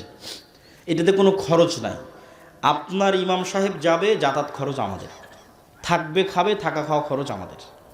তাকে ট্রেনিং দিয়ে আমাদের সিলেবাস বুঝিয়ে দিয়ে আপনার মসজিদে পাঠাবো, সে আপনার সন্তানকে এই দিন, এই আদর্শ, এই আকীদা, এই কোরআন শিক্ষা দেবে। এটা দিয়ে আমরা প্রজন্ম তৈরি করব, সৎ, ন্যায়পরায়ণ, আমানতদার প্রজন্ম তৈরি করাই হচ্ছে ইসলামের বিজয়। এটা আমাদের বুঝতে হবে। 2 নম্বর হচ্ছে, আমরা যে পত্রিকা মাসিক আল ইতিসাম, প্রতি মাসে আমি অন্তত 3টে লেখা লিখি মাসিক আল ইতিসামে, এত ব্যস্ততার মতো। সম্পাদকীয় লিখি, মিন্নাতুল বাড়ি লিখি, স্বাভাবিক একটা প্রবন্ধ লিখি। এটা আপনাদের আজকের একদিনের 100 বাদামের দামের চাইতেও, বা 100 বাদামের যা দাম তার মতো। তাহলে প্রতিদিনের নাস্তার যা দাম, মাসে একটা পত্রিকার তা দাম। 3 নম্বর, আমরা যে বইগুলো লিখি, যেমন আজকে আপনার এখানে যা আলোচনা করছি, ঈমান বিল গায়েবের উপর আমার বিস্তর আলোচনা আছে, ফেরেশতার উপর, ফেরেশতার অস্তিত্বের উপর, শয়তানের অস্তিত্বের উপর, ফেরেশতা এবং শয়তান কিভাবে কাজ করে তার উপর, রূহ এবং নাফস কিভাবে কাজ করে তার উপর, এগুলো সব গায়েবের আলোচনা। এগুলো সব আল্লাহর পথে যাত্রা এই বইয়ের মধ্যে আছে। প্রত্যেক মুসলমানকে আমি মনে করি এই বইটা পড়া উচিত। প্রত্যেক মসজিদে, প্রত্যেক স্কুল, কলেজ, ইউনিভার্সিটিতে পাঠ চক্র হওয়া উচিত এই বইটার উপর। অন্তত সপ্তাহে একদিন, অন্তত 2 পৃষ্ঠা, অন্তত সপ্তাহে একদিন, অন্তত 2 পৃষ্ঠা। বইয়ের নাম হচ্ছে আল্লাহর পথে যাত্রা। আরও যে বই পুস্তকগুলো আছে, 1000 ফতোয়ার একটা বই আছে, শাইখ আব্দুর রাজ্জাক সালাত এবং দোয়ার বই আছে, এগুলোকে মূল্যায়ন করা। আমাদের আজকের বক্তব্যের শেষ পয়েন্ট শিক্ষা এবং জ্ঞান। তার আগে ভূমিকা, আপনার মোবাইলের যেমন ফাংশন আছে না, ফ্ল্যাশ লাইট বাটনের যে ফাংশন, ওই ফাংশানে চাপ দিলে ফ্ল্যাশ লাইট জ্বলতেছে, ক্যামেরায় চাপ দিলে ক্যামেরা অন হচ্ছে। এখন ক্যামেরায় যদি মুসলমান চাপ দেয় তো মোবাইল কি বলবে, মুসলমান তোর জন্য আমি অন হব না? এটা বলবে নাকি? মোবাইলকে যেই ফাংশনের উপর ডেভেলপ করা আছে, মুসলমান ইউজ করলেও কাজ করবে, হিন্দু বৌদ্ধ ইহুদি খ্রিস্টান ইউজ করলেও কাজ করবে। বোঝা যায় কথা? এবার আসেন, আল্লাহ এই পৃথিবীকে একটা ফাংশনের উপর ডেভেলপ করেছে। আল্লাহর কিছু নির্ধারিত ফাংশন আছে। তো সেই ফাংশনের একটা ফাংশন হচ্ছে আল্লাহ ক্ষমতা, এই যে ক্ষমতা, এটার বাটন দিয়ে দিয়েছে জ্ঞানের কাছে। ক্ষমতা অর্জিত হবে, এটার বাটন, কোন বাটন চাপলে অর্জিত হবে? একটু বলেন না যে কোন বাটন? জ্ঞান। একটু জোরে বলেন, কোন বাটন? জ্ঞান। এখন জ্ঞানের বাটন চাপলে ক্ষমতা অর্জিত হবে। এই জ্ঞানের বাটন যদি ইহুদি চাপে, খ্রিস্টান চাপে, ক্যামব্রিজ এবং অক্সফোর্ডে বসে, আর এই পীরগঞ্জের মুসলমানের সন্তান free fire, PUBG, TikTok, YouTube, Netflix, বিড়ি, সিগারেট, বিপিএল, আইপিএলের জুয়া, অনলাইন বেটিং, নেশা, girlfriend boyfriend, WhatsApp chatting, mobile chatting, যত সময় নষ্টের রাস্তা আছে, প্রত্যেক সময় নষ্টের রাস্তায় ব্যস্ত আছে পীরগঞ্জের মুসলমান। আর ইহুদি আর খ্রিস্টান ব্যস্ত আছে জ্ঞানের বাটন চাপার জন্য। তখন আল্লাহ ইহুদি খ্রিস্টানকে বলবে, থাম থাম, তোদের ক্ষমতা দিব না, আমার একটা মদঘর জুয়াখোর বান্দা আছে, ওকে ক্ষমতা দিব। আল্লাহ তার রুল ব্রেক করে না। ওই ইহুদি যে ফ্ল্যাশ লাইট বাটন, ওই ইহুদি ওই খ্রিস্টান জ্ঞান অর্জন করতেছে, ও নেতা হবে। এভাবে পৃথিবীটাকে ফাংশন করা আছে, ডেভেলপ করা আছে। আর ওই নেশাখোর, মদঘোর, জুয়াখোর মুসলমানের সন্তান, পীরগঞ্জের সন্তান, এরা সব গোলাম হবে, গোলাম। এদের বয়স যখন 30-35 বছর হবে, গোলামের আর একটা আলামত হচ্ছে এরা প্রবাসীকে কামলা খাটবে। গোলামের আর একটা আলামত হচ্ছে যারা সৌদি, কুয়েত, কাতার, বাহরাইন প্রবাসে যাবে না, এরা হচ্ছে অবৈধ উপায়ে লিবিয়া হয়ে, ভূমধ্যসাগর পার হয়ে ইউরোপে যাবে। সব মিথ্যা ডকুমেন্টস দিয়ে নাগরিকত্ব নেওয়ার চেষ্টা করবে। মিথ্যা ওয়াদা, মিথ্যা কথা, মিথ্যা সাক্ষ্য এবং মিথ্যা তথ্য দিয়ে বেনিফিট নেবে। পুরো লাইফটা মিথ্যার ওপর ভরপুর, গোলামির চিহ্ন, গোলামের লাইফ। তারপরে আবার কয়দিন পর আমেরিকা থেকে বলবে এই সব প্রবাসী যারা আসছে অভিবাসন প্রত্যাশী, সবার হাতে জিঞ্জির দিয়ে, পায়ে জিঞ্জির দিয়ে বিমানে করে বাংলাদেশে নামিয়ে দিয়ে যাচ্ছে। রিপোর্ট পড়ে দেখেন। ইউরোপেও শুরু হয়েছে অভিবাসন বিতাড়নের আন্দোলন, আমেরিকাতে তো চলছেই। তাহলে এগুলো হচ্ছে আমাদের গোলামির চিহ্ন বহন করে। এই গোলামি থেকে বাঁচার রাস্তা কি বাবা? জ্ঞান অর্জন করতে হবে, পড়তে হবে। এর বাইরে আর কোনো রাস্তা নেই। ইহুদিরা চায় যে মুসলমানেরা নেশা এবং জুয়ায় ব্যস্ত থাক। কেননা নেশা এবং জুয়ায় ব্যস্ত যে তাকে গোলাম বানানো সহজ।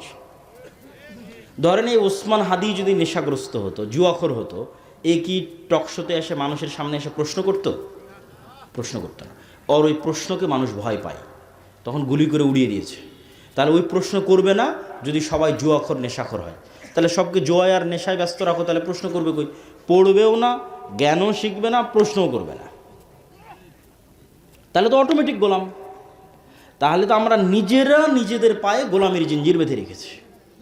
তাহলে এই জিঞ্জির আমাদের ভাঙতে হবে। এটার আর কোনো রাস্তা নাই, জ্ঞান অর্জন করা ছাড়া, পড়া ছাড়া আর কোনো রাস্তা নাই। অতএব আমরা যদি গোলামি থেকে বাঁচতে চাই, তাহলে আজকের বক্তব্যে যে পয়েন্টগুলো আপনাদের সামনে তুলে ধরলাম, পুরো বক্তব্যের সারমর্ম এক এক করে বলতেছি। ইমান বিল গায়েবে ইয়াকিন লাগবে, গায়েবে ইয়াকিন অর্জিত হতে হবে, নাহলে স্যাক্রিফাইস করতে পারবেন না। দুনিয়ার জীবনকেই সব কিছু মনে করবেন, পরকালকে বিশ্বাস করতে পারবেন না। আপনাকে মনে করে নিতে হবে যে আমি মারা যাব না, আমি মারা গেছি। মারা যাব বললেই তো ভয় পাবেন। আর যখন মনে করে নেবেন না মারা গেছি, তখন তো আর কোনো ভয় নাই। পৃথিবী আপনার পায়ের নিচে, কেন মারা তো একদিন যেতেই হবে। আজ থেকে 100 বছর পরে 2100 সালে এখানে কেউ থাকবে না। আজ থেকে 100 বছর পূর্বে যারা ছিল তারা আজকে নাই। তাহলে মৃত্যু সুনিশ্চিত, অবধারিত। তাহলে পরকালের উপর ইয়াকিন রাখতে হবে যে আমি তাহলে আজকে কোথায় আছি। এখন কল্পনা করতে হবে আমি এখন জান্নাতে আছি। জান্নাতে কোথায় আছি? জান্নাতের সর্বনিম্ন স্তরে আছি। জান্নাতের সর্বনিম্ন স্তরে কি করছি? আমার মনের মধ্যে আফসোস হচ্ছে। কি আফসোস হচ্ছে? জান্নাতের সর্বনিম্ন স্তরের সাথে সর্বোচ্চ স্তরের যে ফ্যাসিলিটির ডিফারেন্স, সুযোগ সুবিধার ডিফারেন্স, মমইন 5 স্টার আর রংপুরের 3 স্টার, কি কি ডিফারেন্স, একজন আইফোন আর একজন অ্যান্ড্রয়েড, কি ডিফারেন্স? এই ডিফারেন্সের চেয়ে আসমান জমিন ডিফারেন্স হবে সর্বোচ্চ স্তরের জান্নাত আর সর্বনিম্ন স্তরের জান্নাতের মধ্যে। একটা ডিফারেন্স বলি, সর্বোচ্চ স্তরের জান্নাতে যে আছে ও মাঝে মধ্যে আল্লাহকে দেখতে পায়। আল্লাহর দেখার যে স্বাদ, এই স্বাদটা জান্নাতের সকল স্বাদের চেয়ে শ্রেষ্ঠ হবে। তো ওই নিম্ন স্তরের জান্নাতে যে আছে আর আফসোস, মাসকে মাস পার হয়ে গেল, বছরকে বছর পার হয়ে গেল, আল্লাহকে দেখতে পায় না। ওই আফসোসে তখনও আফসোস করতেছি, দুনিয়াতে যদি আরেকটু জিকির করতাম, আরেকটু যদি ইবাদত করতাম, আরেকটু যদি ধোঁকা মিথ্যা এগুলো যদি কম করতাম, তাহলে আজকে হয়তো জান্নাতের স্তরটা আরেকটু উপরে হতো, আরেকটু ফ্যাসিলিটি আজকে বাড়ানো যেত। এইভাবে অতীত কল্পনা করতে হবে। পৃথিবীতে তো আমরা নাই, থাকবো না, এটা কিসের কল্পনা? নাই আমরা পৃথিবীতে। আমাদের স্থায়ী পার্মানেন্ট আবাসস্থল হচ্ছে জান্নাত। এবং আপনি আপনার জীবনের মূল স্বাদ ততক্ষণ ফিল করতে পারবেন না যতক্ষণ জান্নাতে না যাবেন। সেই স্বাদটা বলি, সেই স্বাদটা কি? আপনাদের পীরগঞ্জে কোনো নদী আছে? নদীর নাম কি? আখিরা। তো ধরেন আপনি ছোটোবেলায় আখিরা নদীতে অনেক ডুব দিয়েছেন, মাছ ধরেছেন, ছেলেবেলায় বন্ধু বান্ধব নিয়ে গল্প করেছেন, ঘোরাফেরা করেছেন। তো এখন লাইফ তো এটাই, যদি পার্মানেন্টলি স্থায়ীভাবে সময় স্থির হয়ে যেত, আর মারা যেতাম না, আমার বাপ মা, আমার ভাই বোন, তাদের সহ এই পীরগঞ্জে আমার এলাকায় একটা আরামের বিশাল বাড়ি নিয়ে আমি আছি, সকালবেলা উঠে একটু মাছ ধরতে যাই, একটু গোসল করি, খেলাধুলা করি, পার্মানেন্ট স্থায়ী। এখন আমিও মারা গেলাম, আমার বাপ মাও মারা গেল, সবাই মারা গেল, এদের সাথে আর জীবনে দেখাই হলো না। এই জীবনের কোনো মানে আছে? এই জীবনের কোনো মানে নাই। আপনি যদি জান্নাতে যান, আপনার ফুল ফ্যামিলি যদি জান্নাতে যায়, তখনই একমাত্র এই সুযোগ সুবিধাটা আপনি ইউজ করতে পারবেন যে আমরা সবাই জান্নাতে, চলো মন চাচ্ছে পীরগঞ্জে ঘুরে যাই, একটু আখিরা নদীতে একটু গোসল করে আসি, একটু গল্প করে আসি, পার্মানেন্টলি স্থায়ী। এটাই লাইফ। ওই লাইফকে বলা হয়েছে প্রকৃত জীবন। ওই প্রকৃত জীবনের জন্য আপনাকে কাজ করতে হবে দুনিয়াতে। তাহলে আপনার গায়েবে ইয়াকিন লাগবে। এই প্রত্যেকটা জিনিসকে আপনি যতটা দৃশ্যমান দেখতে পাবেন, যতটা বিশ্বাস এটার উপর বাড়াতে পারবেন, তত আপনি সঠিক সিদ্ধান্ত নেবেন। 2 নাম্বার কি? আল্লাহর সাহায্য ছাড়া ইসলামের বিজয় হয়? তাহলে আল্লাহর সাহায্য কিভাবে পৃথিবীতে নেমে আসে এটা আপনাকে জানতে হবে। তার একটা পয়েন্ট আমরা বলেছি সৎ আমল। সৎ আমলের মধ্যে ফরজগুলো আগে, 2 নম্বরে রাতের সালাত আর জিকির, সকাল সন্ধ্যার জিকির। সন্ধ্যা মানে কিন্তু মাগরিবের পর নয়, সন্ধ্যা মানে সূর্য ডুবার আগে, মাগরিবের আগে। রাসূল সাল্লাল্লাহু আলাইহি ওয়াসাল্লাম বলেছে শুক্রবারের দিন এমন একটা সময় আছে, ওই সময়ে মানুষ যা বলবে তাই সে পেয়ে যাবে। তো একদল আলেম বলছে শুক্রবারের এই দিনটা হচ্ছে ইমাম সাহেব বক্তব্য দেওয়া শুরু করা থেকে নিয়ে বক্তব্য শেষ করা পর্যন্ত, আজান থেকে কিয়ামত পর্যন্ত। আর একদল আলেম বলছে এই সময়টা সূর্য ডোবার আগে, আসরের পরে, শুক্রবারের দিন। এটা হলো জিকিরের সময়। 3 নম্বর পয়েন্ট কি বললাম? 3 নম্বর পয়েন্ট বলেছি নেতা তৈরি হয় সত্যবাদিতা, ন্যায়পরায়ণতা দিয়ে। আপনি নিজেই নেতা হয়ে যেতে পারবেন। আজ থেকে সিদ্ধান্ত নেন আমি মিথ্যা বলবো না, আজ থেকে সিদ্ধান্ত নেন আমি 2 নম্বরের রাস্তা অবলম্বন করব না, স্ত্রীর প্রতি ন্যায় করব, বাপ মায়ের প্রতি ন্যায় করব, সন্তান সন্ততির উপর ন্যায় করব। যে যে জায়গায় দায়িত্বে আছে, মসজিদ মাদ্রাসারও যারা দায়িত্বে আছে, মসজিদ মাদ্রাসায় বাহ্যিক ইসলাম আছে, সত্যবাদিতা ন্যায়পরায়ণতা নাই। এই জন্যই তো নেতা তৈরি হচ্ছে না। আপনি হুজুরকেও কিনে নিতে পারবেন টাকা দিয়ে, কথা বুঝতে পেরেছেন? তাহলে সে বাহ্যিক নামাজ আদায় করতেছে, উমরা করতেছে, কিন্তু নবীরা যেই গুণের ওপর নেতা হয়েছে ওই গুণটা তার নাই, তার মেরুদণ্ড নাই, সত্যবাদিতা ন্যায়পরায়ণতা নাই। তাহলে যেই জিনিসটা নাই ওইটা দিয়েই নেতা হয়। ওইটা যখন আমরা ছড়িয়ে দিতে পারবো সবার মধ্যে, তখন আমরা অটোমেটিক একটা গোলামি থেকে মুক্তি পেয়ে যাবো, আমরা নেতা হয়ে যাবো, পৃথিবীর নেতা হয়ে যাবো, বাংলাদেশের নেতা হয়ে যাবো। তারপরে কি বলেছি? জ্ঞান এবং শিক্ষা। পৃথিবী ফাংশন করে, নেতৃত্ব যায় যে জ্ঞান অর্জন করে, শিক্ষা অর্জন করে। এখন ঢাকা বিশ্ববিদ্যালয়ের ছাত্ররা বিশাল বড় স্ক্রিন লাগিয়ে বিশ্বকাপ ফুটবল দেখবে, আর অক্সফোর্ড ক্যামব্রিজের ছাত্ররা জ্ঞান অর্জন করবে, তো আল্লাহ কাকে নেতা বানাবে? অক্সফোর্ড ক্যামব্রিজের ইহুদি হলো খ্রিস্টান হলো নেতা বানাবে, আর একে গোলাম বানাবে। এখন সিদ্ধান্ত আপনার হাতে।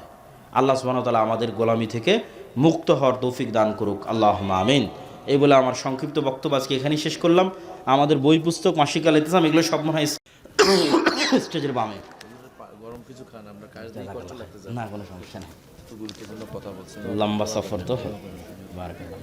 আপনি যতক্ষণ বসে থেকে শুনলেন এই জন্য আপনার শুকরিয়া আদায় করি। ভাই ভালো লাগছে, আপনি চিন্তা করেন ভাই কনসেপ্টটাই আসছে আপনি আপনি নিয়ে বক্তব্য গেছেন। শোনার জন্য। ভাই মনে কনসেপ্টটা প্রাণে নিয়ে আপনাকে গেছেন, গোলামিটা রং। আপনি ওই জায়গা থেকে যে জাতিটাকে বের করা, এটাই তো বড় একটা কথা। মূল জায়গায় গেছে আমরাই সংশোধন হলে অটোমেটিক আমরা এখন যে ওয়াজ মহবিল গেছে কাল গোলামি করতেছি। আপনারা বসেন, আমাদের প্রধান বক্তা এখনো বক্তব্য শেষ করেননি, আপনারা একটু বসেন, প্রশ্ন উত্তর পর্ব আছে, আপনারা বসেন। আচ্ছা আচ্ছা আর মসজিদে আপনারা বসেন, ওনার বক্তব্য এখনো শেষ হয়নি। প্রশ্ন উত্তর আছে, কই মাইক? প্রশ্ন উত্তর।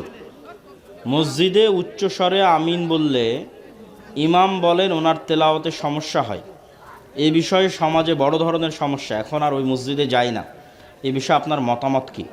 কোনো নির্দিষ্ট মসজিদেই যেতে হবে এটা জরুরি নয়, তবে মসজিদে যেতে হবে, সম্ভব না হলে মসজিদ বানাতে হবে। নারী পুরুষ কি একই নিয়মে সালাত আদায় করবে না আলাদা নিয়ম? নারীদের জন্য কি আলাদা নবী পাঠানো হয়েছে নাকি? নারীদের নবীকে একটু জোরে বলেন, নারীদের নবীকে? তাহলে মোহাম্মদ সাল্লাল্লাহু আলাইহি ওয়াসাল্লাম যা করবে তা না শুধু পুরুষের জন্য সুন্নাত না নারীর জন্য সুন্নাত? জন্য সুন্নাত। যতক্ষণ উনি আলাদা করে বলে না দিচ্ছে যে নারীর জন্য এটা, ততক্ষণ উনি যা করবে তা নারীর জন্য সুন্নাত। সবাই বসেন, হইচই করিয়েন না, অনেক প্রশ্ন উত্তরগুলো শুনে যান। আমার ছোট ভাই প্রত্যেক রাতে অনেক জোরে কাদাকাদি করে, নাস, ফালাক, ইখলাস, আয়াতুল কুরসি, সূরা বাকারার শেষ 2 আয়াত, সূরা ফাতিহা বারবার পড়ে ফু দিবেন সকালে সন্ধ্যায়। আল্লাহ তো কারো মুখাপেক্ষী নয়, তাহলে আরশ বহনকারী ফেরেশতার প্রয়োজন হয় কেন? আল্লাহ সুবহানাহু তাআলা সিস্টেম ছাড়া কাজ করেন না। আল্লাহ সুবহানাহু তাআলা যা ইচ্ছা তাই করতে পারেন, তারপরেও তিনি সিস্টেম ডেভেলপ করেন। তো আল্লাহ সুবহানাহু ওয়া তাআলা সিস্টেম ডেভেলপ করতে গিয়েই ফেরেশতা তৈরি করেছেন এবং ফেরেশতাদের মধ্যে অপারেশনাল সিস্টেম ভাগ করে দিয়েছেন, কার কি কাজ দায়িত্ব বন্টন করে দিয়েছেন, এবং সেইভাবে আল্লাহ সুবহানাহু ওয়া তাআলা পৃথিবী পরিচালনা করেন। রাসূল পুরাতন কবরে খেজুরের ডাল দিয়েছিল, নতুন কবরে দেই, এইটার ফজিলত রাসূল সাল্লাল্লাহু আলাইহি ওয়াসাল্লামের সাথে সীমাবদ্ধ। আমাদের জন্য উপকার হবে এই মর্মে কোনো দলিল পাওয়া যায় না। উপকারের রাস্তা দোয়া, কবরের শাস্তি থেকে মুক্তির দোয়া। আমাদের বিশ্বনবী মুহাম্মদ সাল্লাল্লাহু আলাইহি ওয়াসাল্লামের বিশ্বস্ত সাহাবী ছিলেন হযরত হুযায়ফা, ওনার সম্পর্কে জানতে চাই। আজকে কি জানতে গেলে 1 ঘন্টা বক্তব্য দিতে হবে। হুযায়ফা ইবনুল ইয়ামান সিররু রাসূলিল্লাহি সাল্লাল্লাহু আলাইহি ওয়াসাল্লাম, আল্লাহর নবীর গোয়েন্দা ডিপার্টমেন্টের প্রধান। কোন ধরনের লোকদের ধার দেওয়া যাবে? সত্যবাদী, ন্যায়পরায়ণ। কোরআন মাজিদ মুখস্থ করার পর ভুলে গেলে কি পাপ হবে? জি। কোনো ব্যক্তি 5 ওয়াক্ত সালাত আদায় করে অথচ সুদখোর, তাদের সঙ্গে টাকা অথবা নিত্য প্রয়োজনীয় জিনিস লেনদেন করা কি উচিত হবে? লেনদেন করা যেতে পারে, খাওয়া দাওয়া করা যাবে না। মৃত বাচ্চাকে নিয়ে যদি হজ করার স্বপ্ন দেখি তাহলে কি মায়ের জন্য হজ করা ফরজ? যে আরেকজনের হয়ে বদলি হজ করতে চায় তার নিজের হজ আগে হতে হবে, না হলে বদলি হজ করতে পারবে না।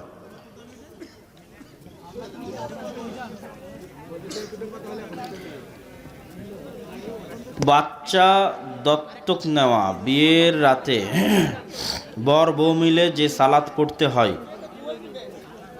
পরে কোন সময় পড়বে কিনা? পড়তে পারে, কোনো সমস্যা নেই। আপনার কাছে আমার একটা প্রশ্ন ছিল, কিন্তু সময় সংক্ষেপ, তবুও প্রশ্ন না করলেই নয়। আমাদের এলাকায়, বিশেষ করে আমাদের এই মহল্লা সহ আশেপাশের কয়েকটি গ্রামে সম্পত্তির সঠিক বন্টন হয় না। যেমন বাবা 2টি সন্তান বা 3টি সন্তানকে সম্পত্তি সঠিকভাবে ভাগ করে দেয় না। বাবার মৃত্যুর পর কন্যা সন্তান অথবা বোন ভাইয়ের কাছে সম্পত্তির সঠিক ভাগ পায় না। এক্ষেত্রে ইসলাম ধর্ম অনুযায়ী ইসলাম কি বলে? আজকের বক্তব্যতে বলেই দিলাম যে সম্পত্তির হিসেব বন্টন সঠিক না হলে ও গোলাম, ও মুক্তি সম্ভব নয়। ও হিন্দুদেরও গোলাম থাকবে, ইহুদিদেরও গোলাম থাকবে। আর যদি মনে করে বাংলাদেশকে হিন্দুদের গোলামি থেকে বাঁচাবে, তাহলে সত্যবাদী ন্যায়পরায়ণ হতে হবে, নেতা হয়ে যাবে, হিন্দুদেরও নেতা হয়ে যাবে, ভারতেরও নেতা হয়ে যাবে, পাকিস্তানেরও নেতা হয়ে যাবে, সারা পৃথিবীর নেতা হয়ে যাবে। আর যদি মনে করে ধোকা দিবে, 2 নম্বরই করবে, গোলাম থাকবে, গোলাম।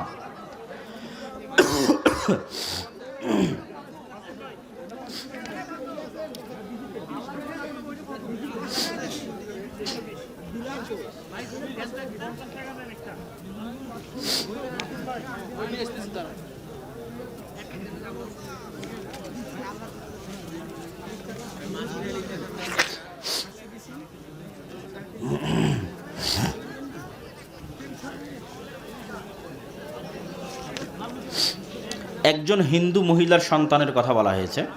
সন্তান যদি মুসলমান হয় সে তার পিতার সম্পত্তিতে ওয়ারিস পাবে, আর সন্তান যদি হিন্দুই থেকে যায় ওয়ারিস হবে না। পিতার মৃত্যু হয়েছে, ছেলে মেয়ে দুই সন্তান বিয়ে হয়েছে, মেয়েটি কি বাবার সব সম্পত্তি অংশ পাবে? ছেলে ও মেয়ে দুইটি সন্তান, মেয়েটির বিয়ে হয়েছে, মেয়েটি কি বাবার সব সম্পত্তিতে অংশ পাবে? হ্যাঁ, সব সম্পত্তিতে অংশ পাবে, বাবার স্থাবর অস্থাবর সকল সম্পত্তিতে অংশ পাবে। মেয়েরা কি বাবার বসত বাড়িতে অংশ পায়? অবশ্যই। হুজুর আমি নিয়মিত কোন কোরআন কোন হাদিসে লেখা আছে মেয়েরা বসত বাড়ির অংশ পাবে না? হুজুর আমি নিয়মিত 5 ওয়াক্ত সালাত আদায় করতে পারি না, খুব চেষ্টা করি, আমার জন্য আমার পরিবারের জন্য দোয়া করবেন। 5 ওয়াক্ত সালাত এত জরুরি, 5 ওয়াক্ত সালাত এত জরুরি, শাইখ আব্দুর রাজ্জাক বিন ইউসুফের ভাষায় পৃথিবীতে এর চেয়ে জরুরি কোনো কাজ নাই। পৃথিবীতে 5 ওয়াক্ত সালাতের চেয়ে জরুরি কোনো কাজ নাই। উসমান হাদির মতো যুবক তৈরি করতে হলে কি কি পথ অবলম্বন করতে হবে? আজকে যা যা বলেছি, খালি চিল্লালাম যে উসমান হাদি হব, পড়া নাই শোনা নাই, কী করে উসমান হাদি হবে? জ্ঞান অর্জন করতে হবে। ও যেই লেভেলের যুক্তি দিয়ে কথা বলতো, ওই লেভেলের ব্যাকগ্রাউন্ডের জ্ঞান না থাকলে ওই লেভেলের যুক্তি আপনি কোত্থেকে দিবেন? তাহলে জ্ঞান, সত্যবাদিতা ন্যায়পরায়ণতা থাকলে আপনি জ্ঞানকে বিক্রি করে দিবেন টাকার কাছে। কত বুদ্ধিজীবী আছে টাকার কাছে বিক্রি হয়ে গেছে, দলের কাছে বিক্রি হয়ে গেছে, কত বুদ্ধিজীবী নেবেন? তাহলে সত্যবাদিতা ন্যায়পরায়ণতা লাগবে। আর এই যে আপনাকে মানুষ দাবিয়ে রাখার চেষ্টা করবে, এই দাবিয়ে থাকা থেকে বাঁচতে আল্লাহর সাহায্য লাগবে। এই আল্লাহর সাহায্য না পেলে আপনি ওইটা থেকে বাঁচতে পারবেন না। এই জন্য 5 ওয়াক্ত সালাত লাগবে, রাতের সালাত লাগবে, সকাল সন্ধ্যার জিকির লাগবে। এই জন্য ঈমান বিল গায়বে ইয়াকিন লাগবে, যাতে আপনার সাথে ফেরেশতা থাকে, আল্লাহর সাহায্য থাকে।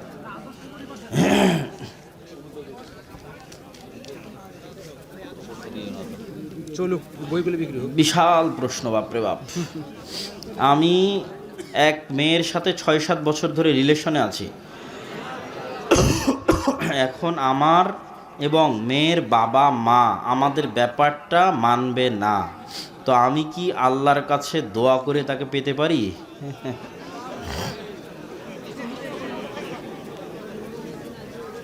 আল্লাহ সুবহানাহু তাআলা ভালো জানে তোমার চাইতে যে কোথায় তোমার কল্যাণ আছে আর কোথায় তোমার অকল্যাণ আছে। মানুষ যখন নিজেই দাবি করে নেয় যে আমার এটাতেই কল্যাণ আছে, এটাই সবচেয়ে বড় ভুল। আল্লাহর কাছে দোয়া করতে হবে, আল্লাহ আমার যেটাতে কল্যাণ আছে তুমি আমাকে সেই রাস্তা দেখাও। যদি তার মধ্যে আমার অকল্যাণ থাকে, আমার মন থেকে তাকে বের করে নাও এবং তার থেকে দূরে থাকা এবং এই হারাম সম্পর্ককে বিচ্ছিন্ন করা আমার জন্য সহজ করে দাও। আর যদি তার সাথে আমার কল্যাণ থাকে তাহলে আমার বিবাহকে দ্রুততর এবং সহজ করে দাও। সেক্ষেত্রে দেরি না করে, কেন হারাম সম্পর্কের মধ্যে থাকলে আল্লাহর কাছে দোয়া কবুলই হয় না। তো সম্পর্ক ছিন্ন করে পিতামাতাকে জানিয়ে আল্লাহ সুবহানাহু ওয়া তাআলার কাছে দোয়া করতে পারে কল্যাণের শর্তে। কেন কল্যাণ কেউ জানে না, কল্যাণ একমাত্র আল্লাহ জানে। আল্লাহর কাছে কল্যাণ চাইতে হবে। বাড়িঘর উদ্বোধন করার জন্য 4 কিনারে 4টি কাঁসা ও নিশান হিসেবে লাল কাপড় টাঙ্গায়। 4 কিনার ও মাঝে আঙ্গিনায় একজন মোট 5 জন আজান দেওয়ার পর ভোজের আয়োজন করা হয়। এগুলো কুসংস্কার। বাড়িতে যদি ঢুকতে চায়, বাড়ি যদি উদ্বোধন করতে চায়, 2 রাকাত সালাত দিয়ে উদ্বোধন করবে। এটাই 2 রাকাত সালাত দিয়ে বাড়ির চারপাশে নাস, ফালাক, ইখলাস, আয়াতুল কুরসি, সূরা বাকারা শেষ 2 আয়াত, সূরা ফাতিহা এগুলো পড়ে ফু দিবে, বাড়িতে সালাম দিয়ে প্রবেশ করবে। এগুলোই উদ্বোধন।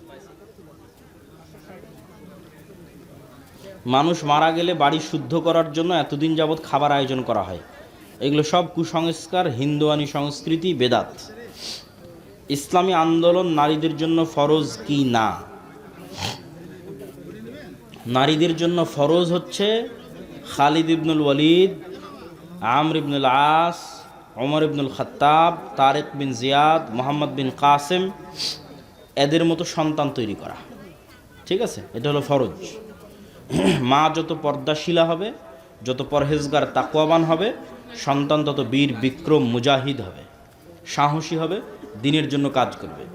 এক সালাহুদ্দিন আইয়ুবী মুসলিম উম্মার যা উপকার করেছে, লক্ষ কোটি মা রাস্তায় কাজ করে সে উপকার করতে পারবে না। কিন্তু সালাহুদ্দিন আইয়ুবীর মা যেমন ঘরে বসে সন্তান তৈরি করেছে, একজন মাও যদি ঘরে বসে একটা এরকম সালাহুদ্দিন আইয়ুবী দিতে পারে, ওটাই জাতিকে মুক্তি দিবে। নবজাতকের চুল কখন কাটতে হবে? এই জন্য ইহুদি খ্রিস্টানরা যেন আমাদের মধ্যে এরকম নেতা তৈরি না হয়, তার আর একটা প্রজেক্ট হচ্ছে মেয়েদেরকে বেহায়া করে দেওয়া। মেয়েরা যদি বেহায়া বেপর্দা বেলিল্লাপনায় যায় তো প্রজন্মই নষ্ট। কে আবার গোলামি থেকে আজাদ হওয়ার দাওয়াত দিবে? কেউ দিবে না, প্রজন্মই শেষ হয়ে যাবে। জি জি জি বলেন বলেন। সম্মানিত উপস্থিতি, আমাদের মহিলা প্যান্ডেলে একটা ছোট বাচ্চা আছে, সে শুধু কান্নাকাটি করতেছে, তার বাবার নাম বলতেছে মধু। আপনাদের কারো যদি সন্তান ওখানে থাকে, আপনারা খুঁজে ওখান থেকে নিয়ে যান।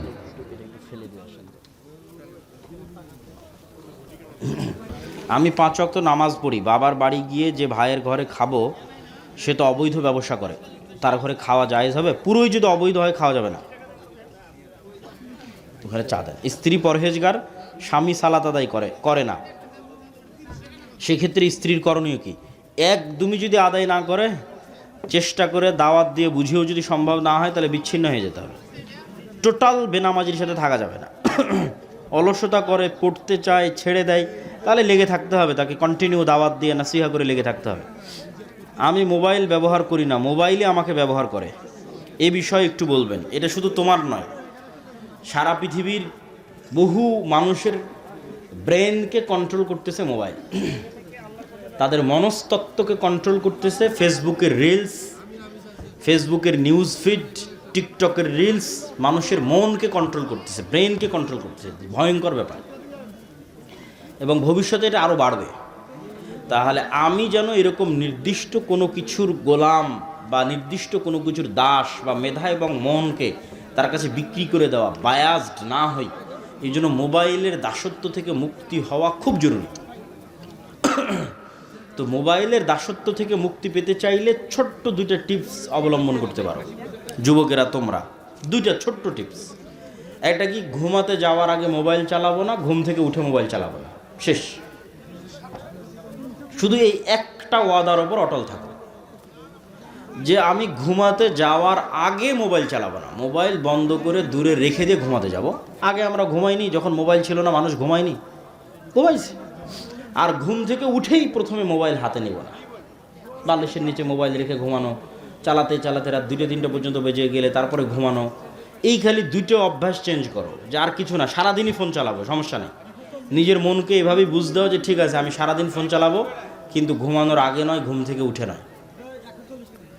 এই 2 টাইমে যদি মোবাইলকে ডিটক্স করতে পারো, মোবাইল থেকে নিজেকে ডিটক্স করতে পারো এই 2 সময়ে, তাহলে তোমার সকালটা শুরু হবে স্বাধীন অবস্থায়। সকালে তুমি ঠান্ডা মাথায় চিন্তা করতে পারবে যে আমার আজকে জরুরি গুরুত্বপূর্ণ কাজ কি। ফার্স্টেই মোবাইল হাতে নিয়ে নিলে তার চিন্তার সুযোগ নাই, গোলাম হয়ে গেল, ফার্স্টেই গোলাম হয়ে গেল। এই 2টা পদ্ধতি অবলম্বন করলে কিছুটা হলেও কমবে। আমি একটা মেয়েকে অনেক ভালোবাসি এবং সে আমাকে অনেক ভালোবাসে। মেয়ের নাম সহ লিখেছো কেন তুমি? পাগল নাকি এই ছেলে যে প্রশ্ন করেছে? তার মেয়ের নাম সহ ঠিকানা সহ দিয়েছে, তার বাবা মারা গেছে। এখন এই সম্পর্ক তার মা মেনে না নেওয়ায় তাকে এক বুড়া বেটার সাথে বিবাহ দিতে চাইছে। এই অবস্থা আমার করণীয় কি? ঠিক আছে, আচ্ছা, এটার উত্তর হচ্ছে বাবা, মেয়ের পিতা যদি না থাকে তাহলে মেয়ের অভিভাবক মেয়ের দাদা, মেয়ের দাদা যদি না থাকে মেয়ের অভিভাবক মেয়ের চাচা, মেয়ের চাচা যদি না থাকে মেয়ের অভিভাবক মেয়ের ভাই, মেয়ের বাপও নাই, চাচাও নাই, দাদাও নাই, ভাইও নাই, তাহলে মেয়ের অভিভাবক এলাকার চেয়ারম্যান মেম্বার, মসজিদের ইমাম। তাহলে তুমি অভিভাবকদের মাধ্যমে আগানোর চেষ্টা করো। অভিভাবক যদি রাজি না হয় বিবাহ বাতিল হবে, আর তখন মনে করতে হবে এর মধ্যেই কল্যাণ আছে। পৃথিবীতে কারো জন্য কারো জীবন থেমে থাকে না, কারো জন্যই কারো জীবন থেমে থাকে না, কারো জন্যই কারো লাইফ থেমে থাকে না। এটা অত্যন্ত ছোট্ট একটা জীবন। মৃত্যুর পর কিয়ামতে গেলে মনে হবে আমি মনে হয় 1 ঘন্টা দুনিয়াতে ছিলাম। আর দুনিয়ার সকল কষ্ট জান্নাতে যাওয়ার পর মনে হবে যে আমি কোনো কষ্টই করিনি। আর দুনিয়ার সকল আরাম জাহান্নামে যাওয়ার পর মনে হবে আমি জীবনে আরামেই ছিলাম না। তাহলে মাত্র 1 ঘন্টা সময় পার করা, 1 সেকেন্ড সময় পার করা কঠিন কিছু নয়। পুরো জীবনটা 1 সেকেন্ডের মতো। ওই যে মুরব্বী বাবার বয়স যদি 70 হয়, ওনার কাছে মনে হবে যে উনি সেই দিন স্কুলে গেছিল, প্রাইমারি স্কুলে, 1 দিনও হয়নি, 5 দিনও হয়নি, আজ ওনার বয়স 70 হয়ে গেছে। এটাই পৃথিবী। তাহলে time is the best Hilaire.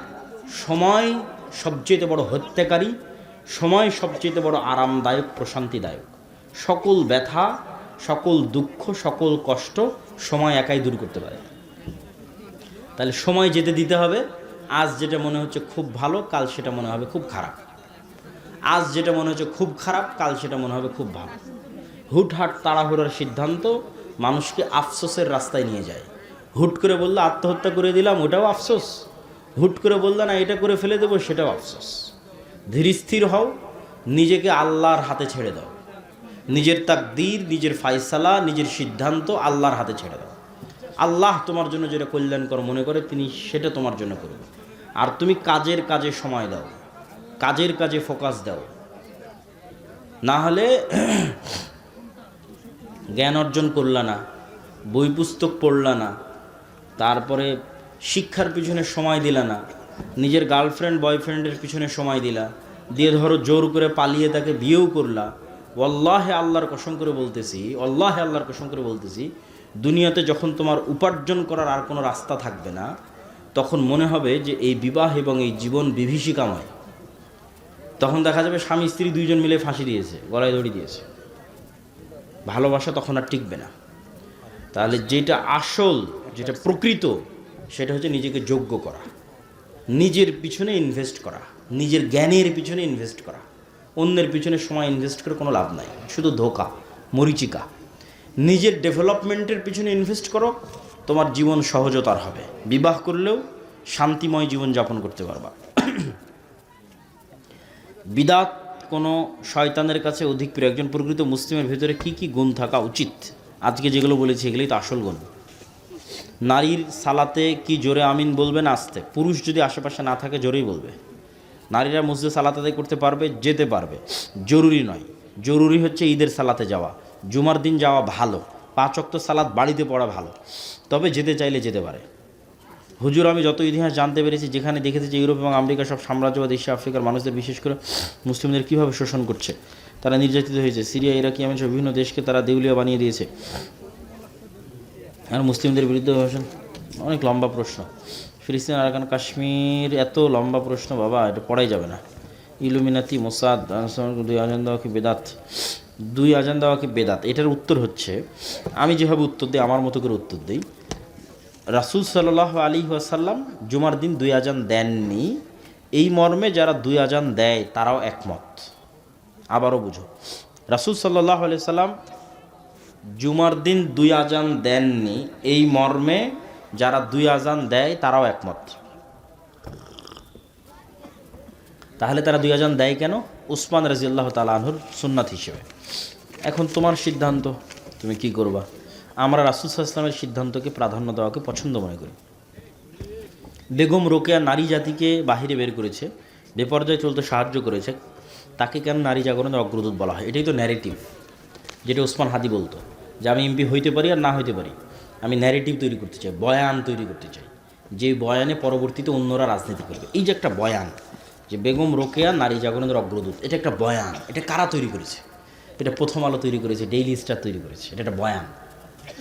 তাহলে তোমারও এরকম প্রতিষ্ঠান লাগবে যারা তোমার পক্ষে বয়ান তৈরি করবে, তোমার পক্ষে পলিটিক্যাল, রাজনৈতিক বয়ান তৈরি করবে।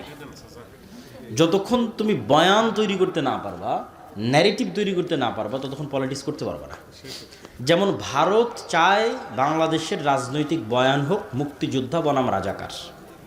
এটা হচ্ছে ভারতের নির্ধারিত ফ্রেম, এটা হচ্ছে ভারতীয় বয়ান বাংলাদেশকে বিভক্ত করার। পৃথিবীর কোনো দেশে জয় পরাজয়ের পর আর আলাদা করা হয় না কাউকে। ধরো মুহাম্মদ সাল্লাল্লাহু আলাইহি ওয়াসাল্লাম মক্কা বিজয় করলো, মক্কা বিজয় করার পর যদি বলে এই আবু সুফিয়ান আবু সুফিয়ানের ছেলেরা আর যারা মক্কায় আমার বিরুদ্ধে যুদ্ধ করতো এরা সব রাজাকার, এদেরকে কোনো পদ দেওয়া যাবে না, এদেরকে কোনো দায়িত্ব দেওয়া যাবে না। কেন? এরা রাজাকার, এরা তো আগে থেকে রাসূলের বিরুদ্ধে ছিল। তাহলে একটা রাষ্ট্র প্রথমেই ভেঙে যায়, একটা রাষ্ট্রের মধ্যে প্রথমে বিভেদ তৈরি হয়ে গেল। মুহাম্মদ সাল্লাল্লাহু আলাইহি ওয়াসাল্লাম কী নেতৃত্ব দিবে, কী রাষ্ট্র তৈরি করবে? উনি তো আগেই ওনার জনগণকে ভাগ করে দিচ্ছে, যারা আমার সাথে মদিনায় ছিল ওদেরকে সব ক্ষমতা দিব, আর যারা আমার সাথে মদিনায় ছিল না, যারা মক্কায় আমার বিরোধিতা করেছে এদেরকে দিব না। বরং রাসূল সাল্লাল্লাহু আলাইহি ওয়াসাল্লাম কী করেছে তোমরা জানো? রাষ্ট্র পরিচালনার ট্রিক্স, রাষ্ট্র গড়তে চাইলে এটা করাই লাগবে, কোনো রাস্তা নেই। রাসূল সাল্লাল্লাহু আলাইহি সাল্লাম মক্কা বিজয়ের পর হুনাইনের যুদ্ধে বিজয়ী হয়ে যত গনিমতের মাল ছিল আল্লাহর ওয়াস্তে সব গনিমতের মাল, 90% গনিমতের মাল, 80% গনিমতের মাল মক্কার নতুন মুসলিমদের দিয়ে দিয়েছে। মানে তোমাদের ভাষায় যদি বলি তাহলে রাজাকারদের দিয়ে দিয়েছে। তো এখন যারা মুক্তিযোদ্ধা, মানে যারা আগে থেকে ইসলামকে ধরে রেখেছে, এদের তো মন খারাপ। তখন রাসূলুল্লাহ সাল্লাল্লাহু আলাইহি ওয়াসাল্লাম আনসারি এবং মুহাজির এই দুই সাহাবী তাদের সামনে দাঁড়িয়ে বিশাল ভাষণ দিল। বলল, মক্কার নতুন মুসলিমরা নিয়ে যাচ্ছে সকল সম্পদ গনিমতের মালের, আর তোমরা আনসারি আর মুহাজিররা নিয়ে যাচ্ছ আল্লাহর নবীকে তোমাদের বাড়িতে, তোমাদের মদিনায়। বলেন আল্লাহু আকবার। তখন ওই মদিনায় যে মুহাজির এবং আনসার সাহাবীরা ছিল ওদের চোখ দিয়ে পানি পড়তেছে। এটা কিন্তু এই কথাটার ভার বুঝতে হলে আপনাকে বুঝতে হবে আল্লাহর নবীর বাড়ি মক্কা, আল্লাহর নবীর শৈশব মক্কা, আল্লাহর নবীর কৈশোর মক্কা, আল্লাহর নবীর যৌবন মক্কা, আল্লাহর নবীর বংশ মক্কা, আল্লাহর নবীর স্মৃতি মক্কা। তাহলে মক্কা বিজয়ের পর মন কি চায় না যে আমি মক্কায় থাকি? কোন মানুষ নাই যার মন চাইবে না যে আমি মক্কায় থাকি? তো রাসূল সাল্লাল্লাহু আলাইহি ওয়াসাল্লাম বলছে, মক্কার মানুষরা নিয়ে গেল টাকা পয়সা, আর মদিনার মানুষ তোমরা নিয়ে গেল মুহাম্মদ সাল্লাল্লাহু আলাইহি ওয়াসাল্লামকে। বলেন আল্লাহু আকবার। তাহলে রাষ্ট্রকে বিভেদ করতে হয় না, ভারত চায় এই রাষ্ট্রটা বিভক্ত থাকুক। তাহলে আজ 50 বছর পার হয়ে গেছে, এই ফ্রেমে তোমরা রাজনীতি করো যে তুই মুক্তিযোদ্ধা, তুই রাজাকার, তুই মুক্তিযোদ্ধা, তুই রাজাকার। এই ফ্রেমে যতদিন রাজনীতি চলবে এই দেশ বিভক্ত থাকবে, দেশ উঠতে পারবে না, দাঁড়াতে পারবে না। আফগানিস্তানে যখন তালেবানেরা দেশ বিজয় করলো, ওদের বিরুদ্ধে যত যোদ্ধা ছিল ওদের বিরুদ্ধে যুদ্ধ করেছে, সবকে বললো তোমরা যদি ক্ষমা চেয়ে মাপ চেয়ে আমাদের সাথে কাজ করো, তোমাদের সবাইকে নিজ নিজ পদে বহাল রাখা হবে। কে ব্যাংকের গভর্নর ছিল সে ব্যাংকের গভর্নর থাকবা, কে আর্মির জেনারেল ছিল সে আর্মির জেনারেল থাকবা, সবকে ক্ষমা, শুধু আমাদেরকে ক্ষমা চাইতে হবে এবং আমাদের নেতৃত্ব মানতে হবে। তাহলে দেশ একদিনে এক হয়ে গেল। দেশ এক হয়ে গেল মানে এই দেশ এখন উন্নত হবে। এটাকে বলা হয় রিকনসিলিয়েশন, ক্ষমা। এই ক্ষমা বাংলাদেশের যে পক্ষই রাজনীতি করুক না কেন তাকে রিকনসিলিয়েশনটা করতে হবে, যে পক্ষই ক্ষমতায় আসুক না কেন। এক পক্ষ আরেক পক্ষকে মারতে থাকবে, ধরতে থাকবে, দেশ সামনে আগাবে না। তো ওই যে বয়ান, তো তুমি বাংলাদেশে কোন বয়ান তৈরি করতেছো? এই বয়ান তৈরি করার ক্ষমতার মতো তোমার প্রতিষ্ঠান আছে কিনা? তুমি গিয়ে ডেইলি স্টার, প্রথম আলোর ওখানে মারামারি ভাঙচুর করে ফেললা, এই মারামারি ভাঙচুরে তাদের বয়ান আরও শক্তিশালী হলো। এখন প্রতিদিন ওরা প্রোগ্রাম করতেছে এই এক ভাঙ্গা হারমোনিয়াম নিয়ে, আর তোমার ভাই মরে গেছে ওটা নিয়েও তুমি কিছু করতে পারতেছ না। এটাই ন্যারেটিভ। তাহলে তোমাকে ওই রকম স্ট্রং প্রতিষ্ঠান লাগবে, যে স্ট্রং প্রতিষ্ঠান তোমার ন্যারেটিভকে ধারণ করবে, তোমার ন্যারেটিভকে সামনের দিকে এগিয়ে নিয়ে যাবে। তো এই জন্য বেগম রোকেয়া নারী জাগরণের অগ্রদূত না নারী অধপতনের অগ্রদূত, এই বয়ান বাংলাদেশের মুসলমানেরা নির্ধারণ করবে এরকম শক্তি বাংলাদেশের মুসলমানদের নাই। তাহলে এই বয়ান ভাঙতে হলে তোমাকে ওই রকম প্রতিষ্ঠান লাগবে। তো ঠিক আছে, আমরা আমাদের কোনটা ছিল এটা এটা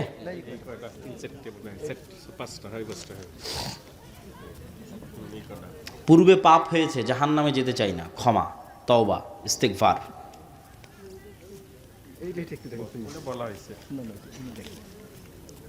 পিতার সম্পত্তিটা বলেছি। মসজিদ অনেক সালাত আদায় করে এবং অনেকে করতে চায় না। মতভেদের কারণে কাউকে কাফের বা থামেন, শুনতেছি আপনার কাছেই শুনতেছি। মতভেদের কারণে কাউকে কাফের বা ফাসেক বলা কতটা শরীয়ত সম্মত? না জেনে বলা যাবে না। যদি কোনো মুসলমান রাজনৈতিক দল এমন একটি দল বা সংস্থার সাথে ঐক্য বা জোট গঠন করে যার কোনো ইসলাম শরীয়তের বিরোধী, ইসলাম দেশে তার বিচার কী হবে? ওয়া তাআওয়ানু আলাল বিররি ওয়াত তাকওয়া ওয়া তাআওয়ানু আলাল ইসমি ওয়াল উদওয়ান। সৎ কাজে সহযোগিতা করো, অসৎ কাজে সহযোগিতা করে না। আপনি আপনার ফ্যামিলি সহ কোথায় থাকেন একটু জানাবেন। রাজশাহীতে আমরা বেশিরভাগ থাকি, কখনো কখনো ঢাকায়। যেখানেই থাকি জামিয়া সালাফিয়ায়, রূপগঞ্জ নারায়ণগঞ্জে জামিয়া সালাফিয়া অথবা রাজশাহীর জামিয়া সালাফিয়া। মৃত ব্যক্তির নামে কোরআন খতম কুসংস্কার, বেদাত। যতক্ষণ জীবিত ততক্ষণ কাজে দেবে, মরে গেলে আর কাজে দিবে না। মরে গেলে দোয়া কাজে দিবে, দান কাজে দিবে। দোয়া দান, দোয়া দান। আর তার নামে হজ করতে পারো। আমাদের আশা ইচ্ছা যে আপনার একটি প্রতিষ্ঠান পীরগঞ্জ কিংবা রংপুর জেলার মধ্যে হবে। আল্লাহ তোমার এই চাওয়াকে কবুল করুক, আল্লাহ আমিন। যে হেঁটে পড়তেছি, পিতা তার সমস্ত সম্পত্তি তার ছেলেদের নামে দিয়ে মৃত্যুবরণ করেছে। ছেলেরা সে সম্পত্তি নিজেরা নির্দ্বিধায় ভোগ করছে। ওই পিতার মেয়ে আছে না, মেয়েদেরকে দিতে হবে, না হলে এটার জন্য পিতাও জাহান্নামে যাবে, ছেলেরাও জাহান্নামে যাবে। ছেলেরা যদি চায় তার বাপকে জাহান্নাম থেকে বাঁচাবে, তার বাপের কবরের আযাব এখন বন্ধ হোক, তাহলে এখনই তওবা ইস্তেগফার করে সম্পত্তি বোনকে দিয়ে দিতে হবে। এখন 24 ঘন্টা পার হওয়া যাবে না। সুবহানাকা আল্লাহুম্মা ওয়া বিহামদিকা, সবাই বলেন সুবহানাকা আল্লাহুম্মা ওয়া বিহামদিকা, আশহাদু আল্লা ইলাহা ইল্লা আনতা আস্তাগফিরুকা ওয়া আতুবু ইলাইক। আসসালামু আলাইকুম ওয়া রাহমাতুল্লাহ। আমরা সালাত আদায় করতেছে, কিন্তু এটা তো আমাদের সমাজে দেখা যায় না। ইসলাম এখানে কি বলে? মহিলারা কি জানাজা সালাত আদায় করতে পারবে?